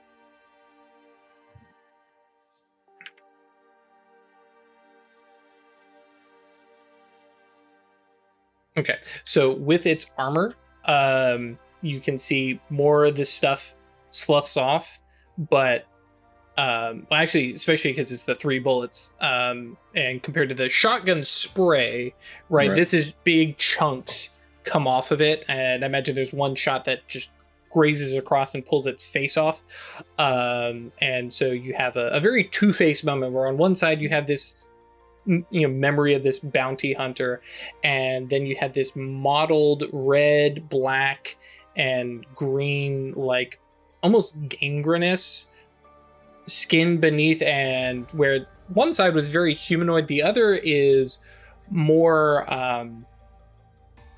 like a I'm imagining a particular like a mantis or something like that. It's got these big mandibles mixed with some kind of animal. It's absolutely not sick. Yeah, it's not great. Love that. Horrible. I mean, Isabel actually kind of interested. That's true. It's like, oh, then tell me more. Yeah. Rip off this man suit and let me see the beast. You're wearing that human suit. Yeah, Edgar suit. Oh. No, not what I was referencing, but yes. And this brings us to, is it Ash? Yes. Cool. Can I take like a moment to just sort of get a beat on, does it look like shooting it is actually hurting it? Like, can we kill it doing this? Or are we just ripping apart the memory? Right. I'm trying to figure out what you would roll for that. Like an actually, occult or something? I was going to say, this is, if you want to do occult, that's fine, but actually I was going to lean into the Chris special and roll some Arcana with a skill to try and get a read on it.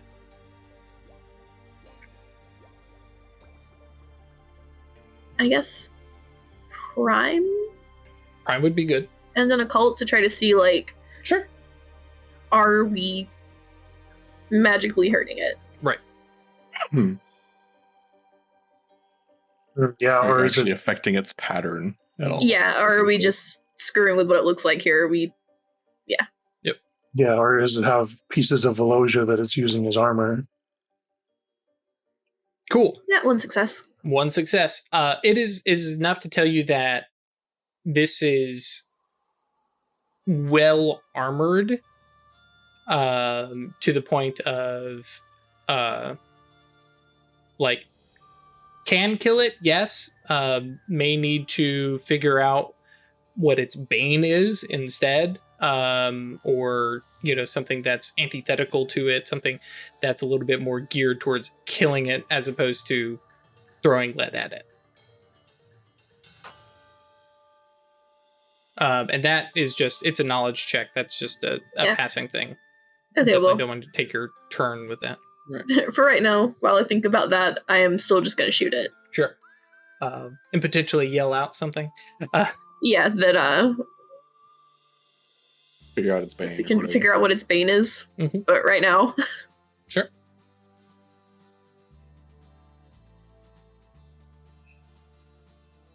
one, Cool. garbage.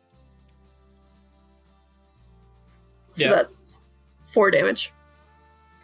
Slams into it, and at this point, especially as some stuff is already starting to fall off, now at this point it's just all kind of falling off, and it's this hunched, like as it starts to shrug its skin off, and there's that weird chittering insect kind of sound merged with a human laughing. It's not, it's pure nightmare fuel, and it's at this point now this more hunched, barbed, and like something mixed, an insect, a couple different animals, and a thorn bush. So I'm just going to let your own imaginations go wild with that in these, just unfortunate, sickly colors and stuff like that. And it's laughing, but there's no language or anything like that. Bit of an anti-language. Yeah, it's true. It is abyssal. Brings us to Ralph. Right. So, please remind me, an Akamoth is both an abyssal and a goetic entity. It is an abyssal entity that follows the rules for Goche. Okay. Because it And lives the reason only why in I'm the asking- astral. Gotcha. So, it is an abyssal entity. However, is it affected by the mind arcanum the same way that other goetic? Yeah, because it is. Okay. It lives in that territory. Yeah. Great. I just wanted to make sure that it's vulnerable to Mhm. those. I kinds of will things. tell you I'm upfront about it. I'm basically applying its rank as as additional withstand.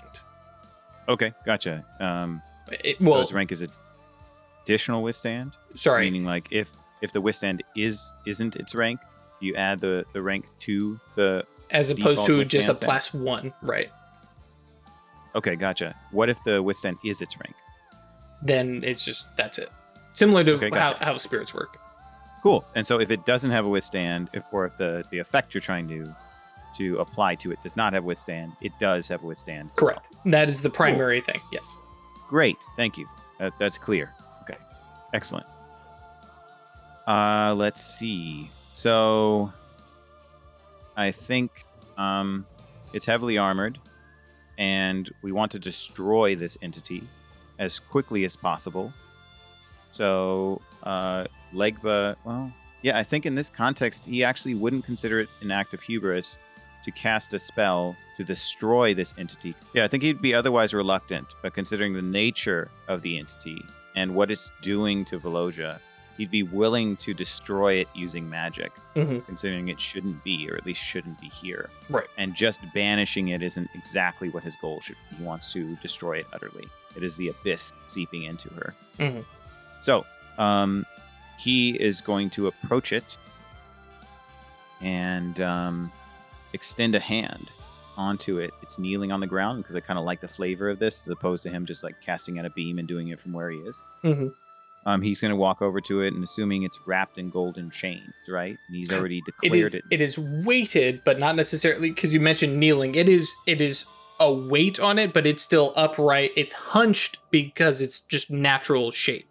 Okay, gotcha. Right. But regardless, yeah, you can definitely approach. We get some more JoJo in here, and Cool. try to lay a hand on it because that'll be. I think it's athletics. Well, Is it? just wait a minute to see what we're going to Sure. do. Go ahead. Yeah, I think it would be unarmed or brawl. So it would be brawl if I want to perform a touch attack. But I'm narrating the description or whatever. Sure. So if I need to make a touch attack in order to land a spell, that's fine. I'm happy to do that as well. But what would look like this is he's already proclaimed it an infidel, right? And Legba, as the guardian of the crossroads, right, considers this a very important responsibility. He's here to protect Velosia and aid Theo, and we're all working together. And this is an entity that shouldn't exist in the astral. So he's going to walk up, and it's hunched, and it's also restrained partially by these golden chains.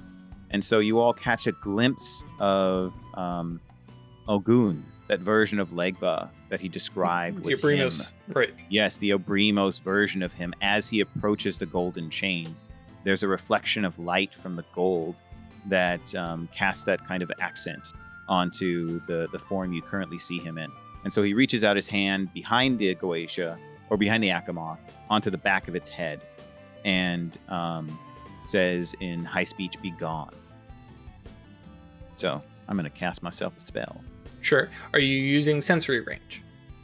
No, I'm not using sensory range. Okay, cool. So yeah, we'll have to get into that. I've got to find it real quick. We I want to haven't done reduce that the in number forever. of the amount of paradox I have to incur. Right. Oh, and actually, you know what? It's restrained. I've cowed it. I want to see how much potency I could put into this. Yeah. Do you think I'd be able to invoke the shadow name for this? I think it's a bit out of Legba's thing to be banishing entities. I don't know, and That's why I'm tossing it up. You know, Mhm.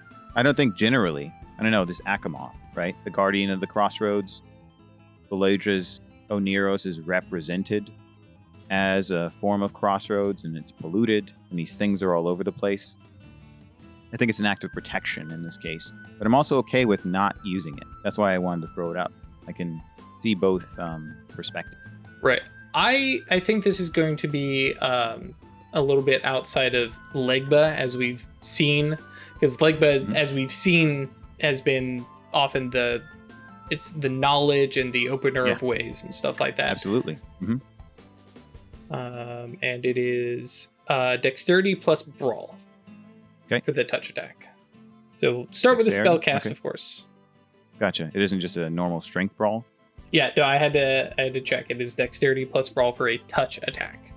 Okay, gotcha. And specifically, they do refer to it as the touch range spell. Okay, all right, sounds good. Pull it up. Great.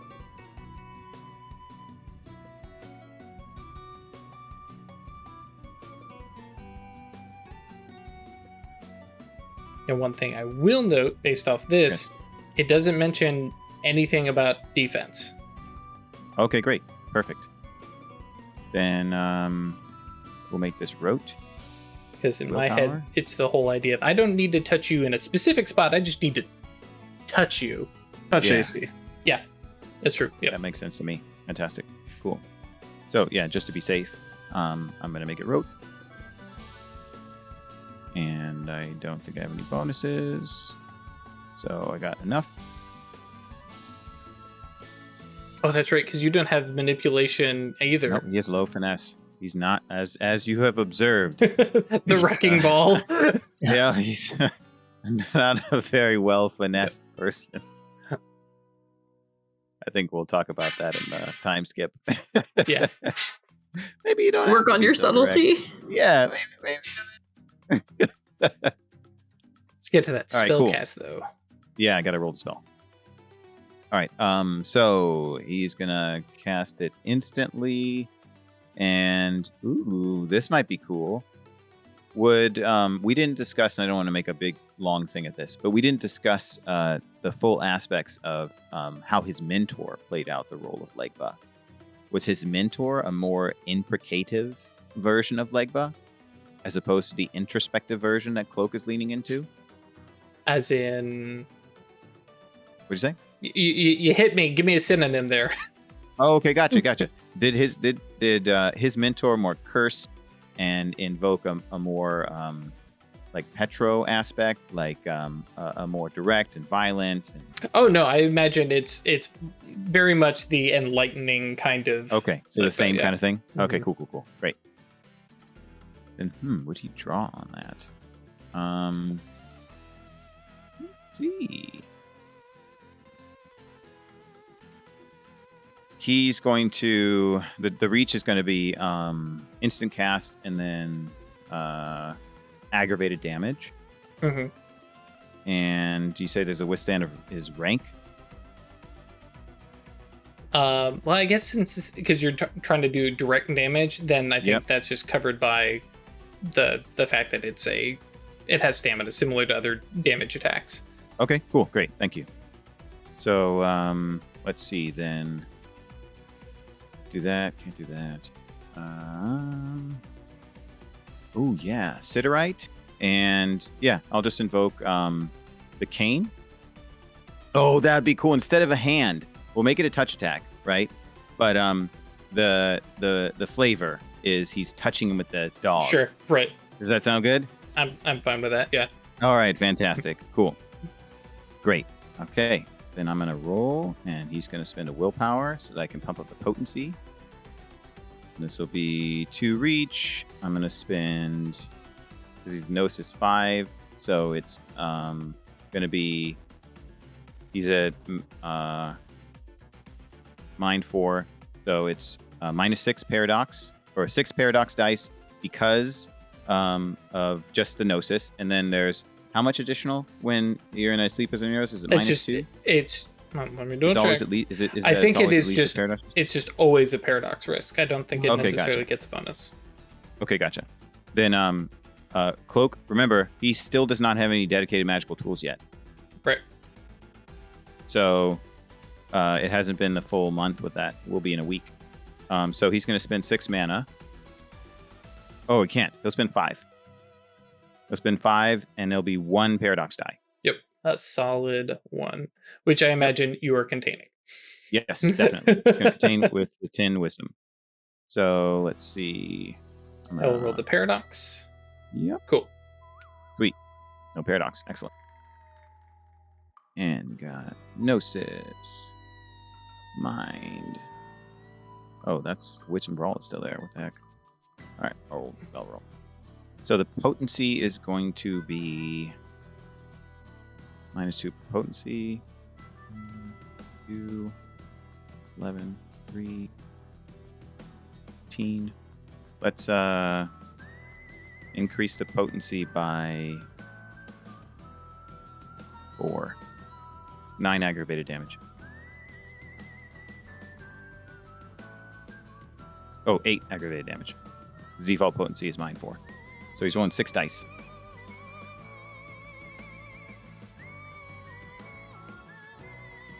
Cool. Short of that, What's up? exceptional. Cool. And so, yeah, just flaying a mind entity with mind magic. Yep. And already the paradox. So cool. And it's 8 aggravated. 8 aggravated. Fabulous. On top of the 3 lethal already done. So that's actually going to roll. Yeah, gotta visualize this in my head. Okay, cool. Okay. Ephemeral entities lose a point of essence for every aggravated they take. It's very true. I should have thought about its Numina. Oh well. It had a big gun, all right. Very good. Which actually brings us around to Greg. I'm wondering if I can do a prime knowing to sort of dig into this thing a little. I don't know. Can you? Well, I'm not sure if, because there's no specific mechanic to get like Bane. Oh yeah, think of it from again, it's created thaumaturgy, but no, this goes in heavily into that supernal vision, knowing spell. Yeah, absolutely. Okay.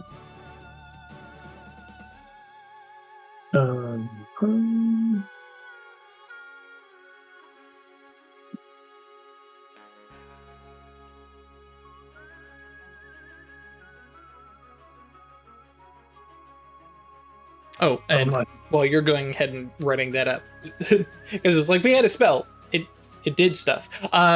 So yeah, the like shape of the figure, especially because like normally a mind flay, which is effectively what this is, would not have any kind of visual effects, but we're in the astral, and we're going to lean heavily into the flay kind of thing here. Everybody imagine at home what happens when, I imagine, chains just batter over somebody. Here's a term to not look up: degloving. No. Oh, jeez, yeah. No. I mean, we already did that. We peeled its skin off. Yeah. Well, the human skin, the Edgar suit, but yeah, now the body is starting to break. Notably, the interior is empty. There's nothing within. There's no gore. There's no blood. It's just a void within. The outside. No, go ahead. Do I need potency? Similarly, it does. It is resisting. It is withstanding by its rank.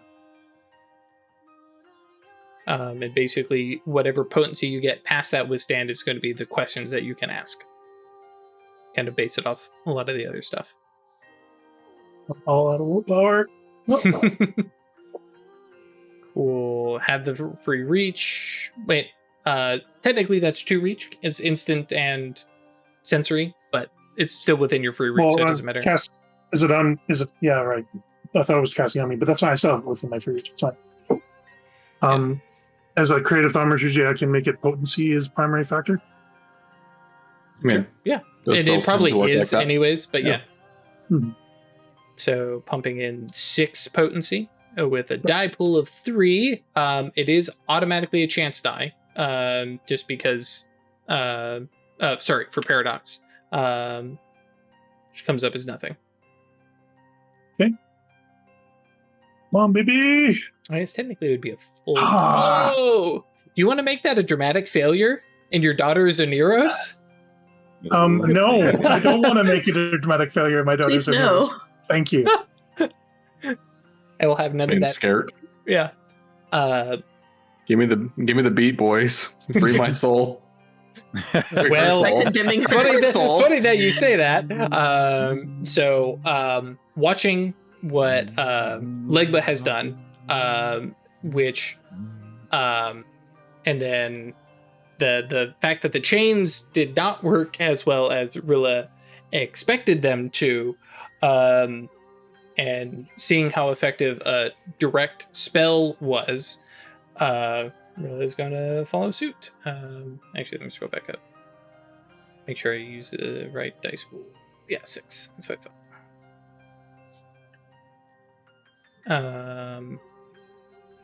Actually, before I do that, I'm gonna roll Paradox. She's again containing it. Oh, she's got mana. What's her gnosis at? 2, so she can do 2 for free. Okay, yeah. So still a chance die. Okay.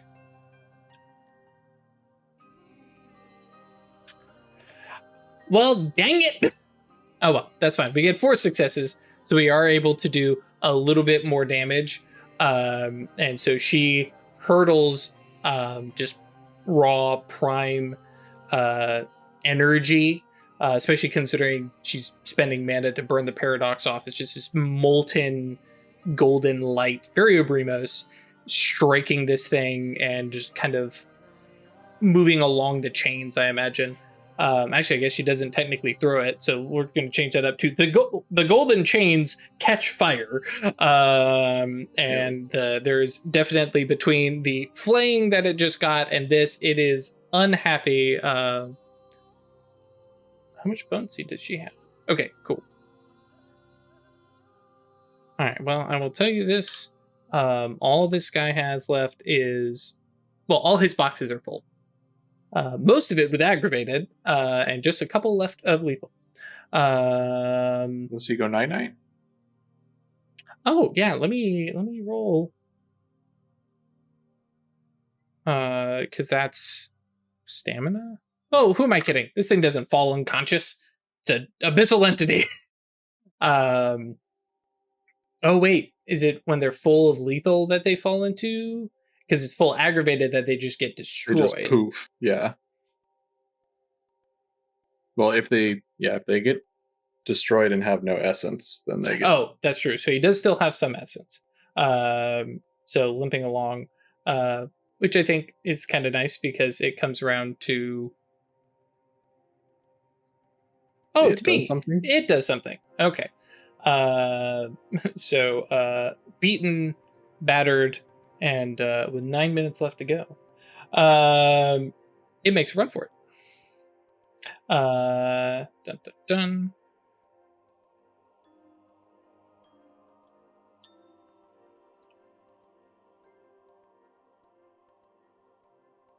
Okay, fabulous. You watch as it basically turns back to the umbilical that's connecting it to all the bad stuff outside, and grabs hold of it, and looks like somebody using a rope. Actually, for it almost looks like gravity has inverted, and it's now, rope climbing up towards the black edge of the Oneros, or the stuff outside. Sorry, and the die pool there was for it to shrug off the chains. Sure. So effectively, you all have 7 minutes and 1 turn to Kill catch it this before it thing. gets away. Yeah. Hopefully, rule of cool, you'll let me do this. In the astral of all places. Yeah. Well, specifically because it's a spirit spell. Oh, okay. But she pockets her revolvers. They kind of just disappear into the coat. Sure. And then from back up behind the duster, it looks like she's about to pull out a shotgun, and she pulls out the staff that she was just given. Yes, absolutely. Cool. And she calls out, "Stop it, and I'll contain it." And prepares to craft an abyssal fetish. Holy shit. Oh, in the astral. All right, cool. Yep. Whoa. We about to pop out of here with something fucked up. Which does jump over to and rule of cool, but also so everybody has some input here. We can have a moment of conversation, notably Rilla going, hell no, but to put her vote in. But I'm open to whatever you all want to do. I mean, sure, we can catch it if that would work. It's Isabel's idea, and it's in the middle of a scene, right? Right. Yeah.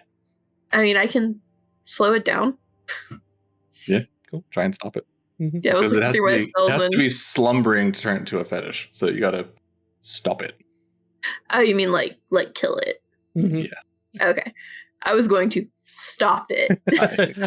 Whip out the time spells. Yeah. Yeah, Mm. just like I can, because you can mess with time a little bit enough to like stop it from running away. Yep. But yeah, I mean, I feel like knocking it out's a good answer either way. Mm-hmm. Cool, I'm gonna shoot it. Because I don't have any direct damage spells. You could cast a spell that would boost the damage it takes. Mm-hmm.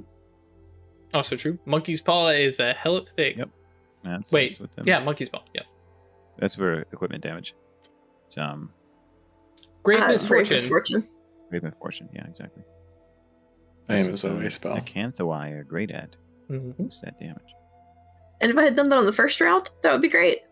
But right now, Yeah. I'm just gonna shoot it. Oh yeah, no. You do what you Good. Can I use willpower on Hell shooting yeah. something? Yeah, Oh, you yeah. can spend willpower on just about any action. So that's 6 more Heck damage. yeah. So blam goes the shotgun. Especially since Chris, you didn't actually roll anything. Roll to activate the thing. Yeah. If I can, I want to try to sever its rope. Oh, okay. Cool. We'll get into the narrative here. So for Chris, it's your gnosis plus its spirit, which... Has to be 4. Oh, yeah, it does have to be 4. Yep. Unfortunately, any paradox it provokes has to be released, What? which... Why is that? Oh, because it's an Imbued item. Imbued item. Yeah. I'm trying to remember here, because you're doing instant and sensory. Oh wait, no, because that's based off of the imbued item itself. So what? Releasing a paradox is both very bad and also will heal Oh yeah, it. so it has sensory range built into craft fetish. Okay, yeah. Oh, it doesn't. It should have. Ignore it, Chris. Yeah, go ahead. It should have instant cast in there too. So yeah, the reach is already there. So it's literally just gnosis plus. Plus 4. Mm-hmm. Okay. And I'm just rolling Gnosis plus Spirit and then adding the +1 and then a Mhm. willpower. Yep. Yeah. Cool. Okay. So, yes, the Akamoth falls unconscious, taking enough damage that the body that it inhabits goes limp, and you can see the umbilical thing attached to its back that it's also climbing up starts to dissolve, starting at its back and kind of withering back to the wall. And its sense of gravity is still turned 90 degrees for a little bit as it falls. So you have this weird parabolic arc as it comes back towards you, and then gravity takes over and it flumps into the farmstead, which I imagine coincidentally, falls in front of Isabel. You bind it into a fetish. What do you bind it into? What object? It will be an astral object.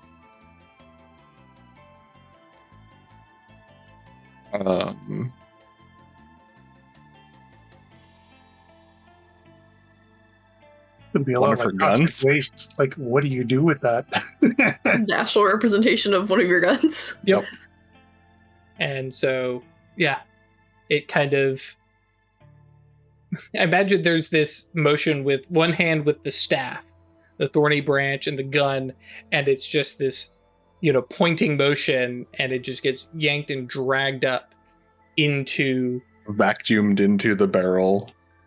Oh, Ghostbusters. yeah. Yeah. Pulled into the gun. Oh man, we're right at the time. That will require some discussion out of game, off screen. But for the resolution of today, the wall kind of solidifies, and it is still there, not dispersed, but it seems walled off. Also, I just checked the calendar, and we don't have anybody immediately after us, so we're gonna continue until we get this resolved. Ralph was needing to kind of get out of here. Right, I do know that, so we're gonna try and keep this trucking along. Or actually, I'm gonna take the narrative and just we'll wrap it up. Yeah, sure. Yeah, if you got a blow, Ralph. Thank you. Yep. I appreciate it. But yeah, in short, the wall itself is not abyssal.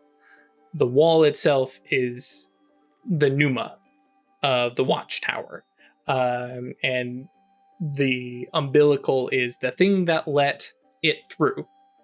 And now, as that umbilical pulls back, and the wall kind of solidifies, what was a kind of sinister shape starts to solidify more, and you have this black marble wall that builds up and solidifies around the farmstead space. And while the slumbering, lingering ambush you in a moment's notice kind of vibe is still there, it is lessened. Narratively, or out of character, I will let you know there's still work to be done to help Valosia, but the very specific intrusion has been resolved. And the wall that the Tower of the Leaden Coin was trying to put up for years and years and years is complete, and so walled off to protect Valosia from that backlash.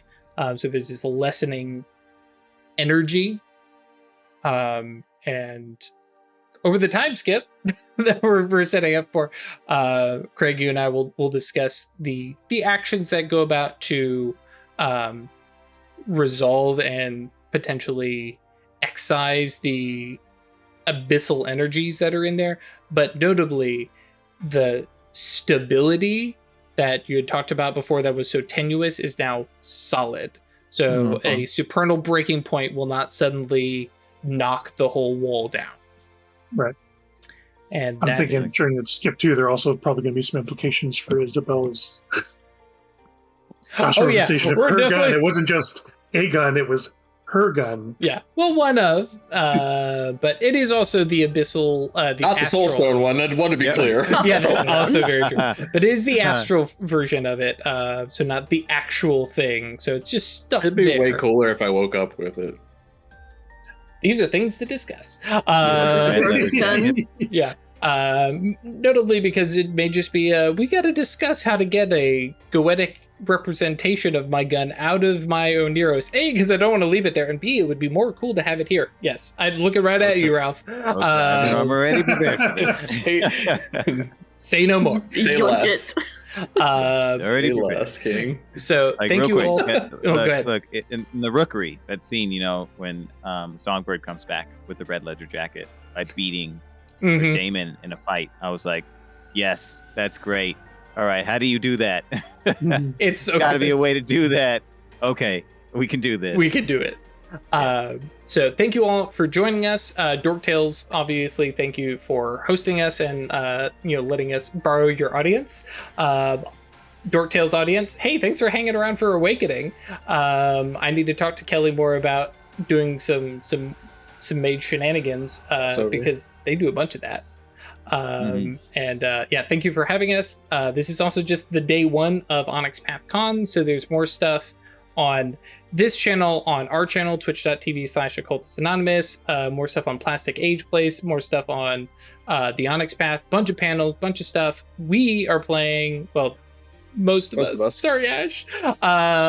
Plus Amanda and It's Brenna. okay, you traded me for Going to two pray. better ones. One of them's prettier. And I'm biased. Let's be very clear that one of them is my wife. Let's be 100% clear about that. We're going to be playing Trinity Continuum Assassins, which is going to be a lot of fun. They're going to be chasing down bad guys in an underground train tunnel. It'll be a lot of fun. They have very little idea of what they're getting into. They're just going to jump into it. It's going to be great. I have zero idea what I'm doing. Yeah. So that'll be tomorrow at 3 p.m. Eastern. And it's just 2 hours, so no break. It's going to be jump in. We're going to go, and Fast hopefully and loose. yes. I'm going to reread the rules, and that's going to be good enough for me. We ain't rules learning anything. Everything's going to be rule of cool. Okay, not everything, but a lot of rule of cool.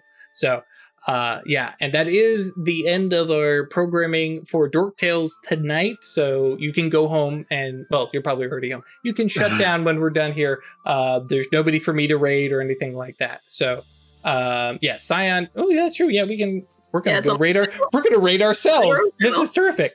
So thank you all for joining us, and we'll see you next time.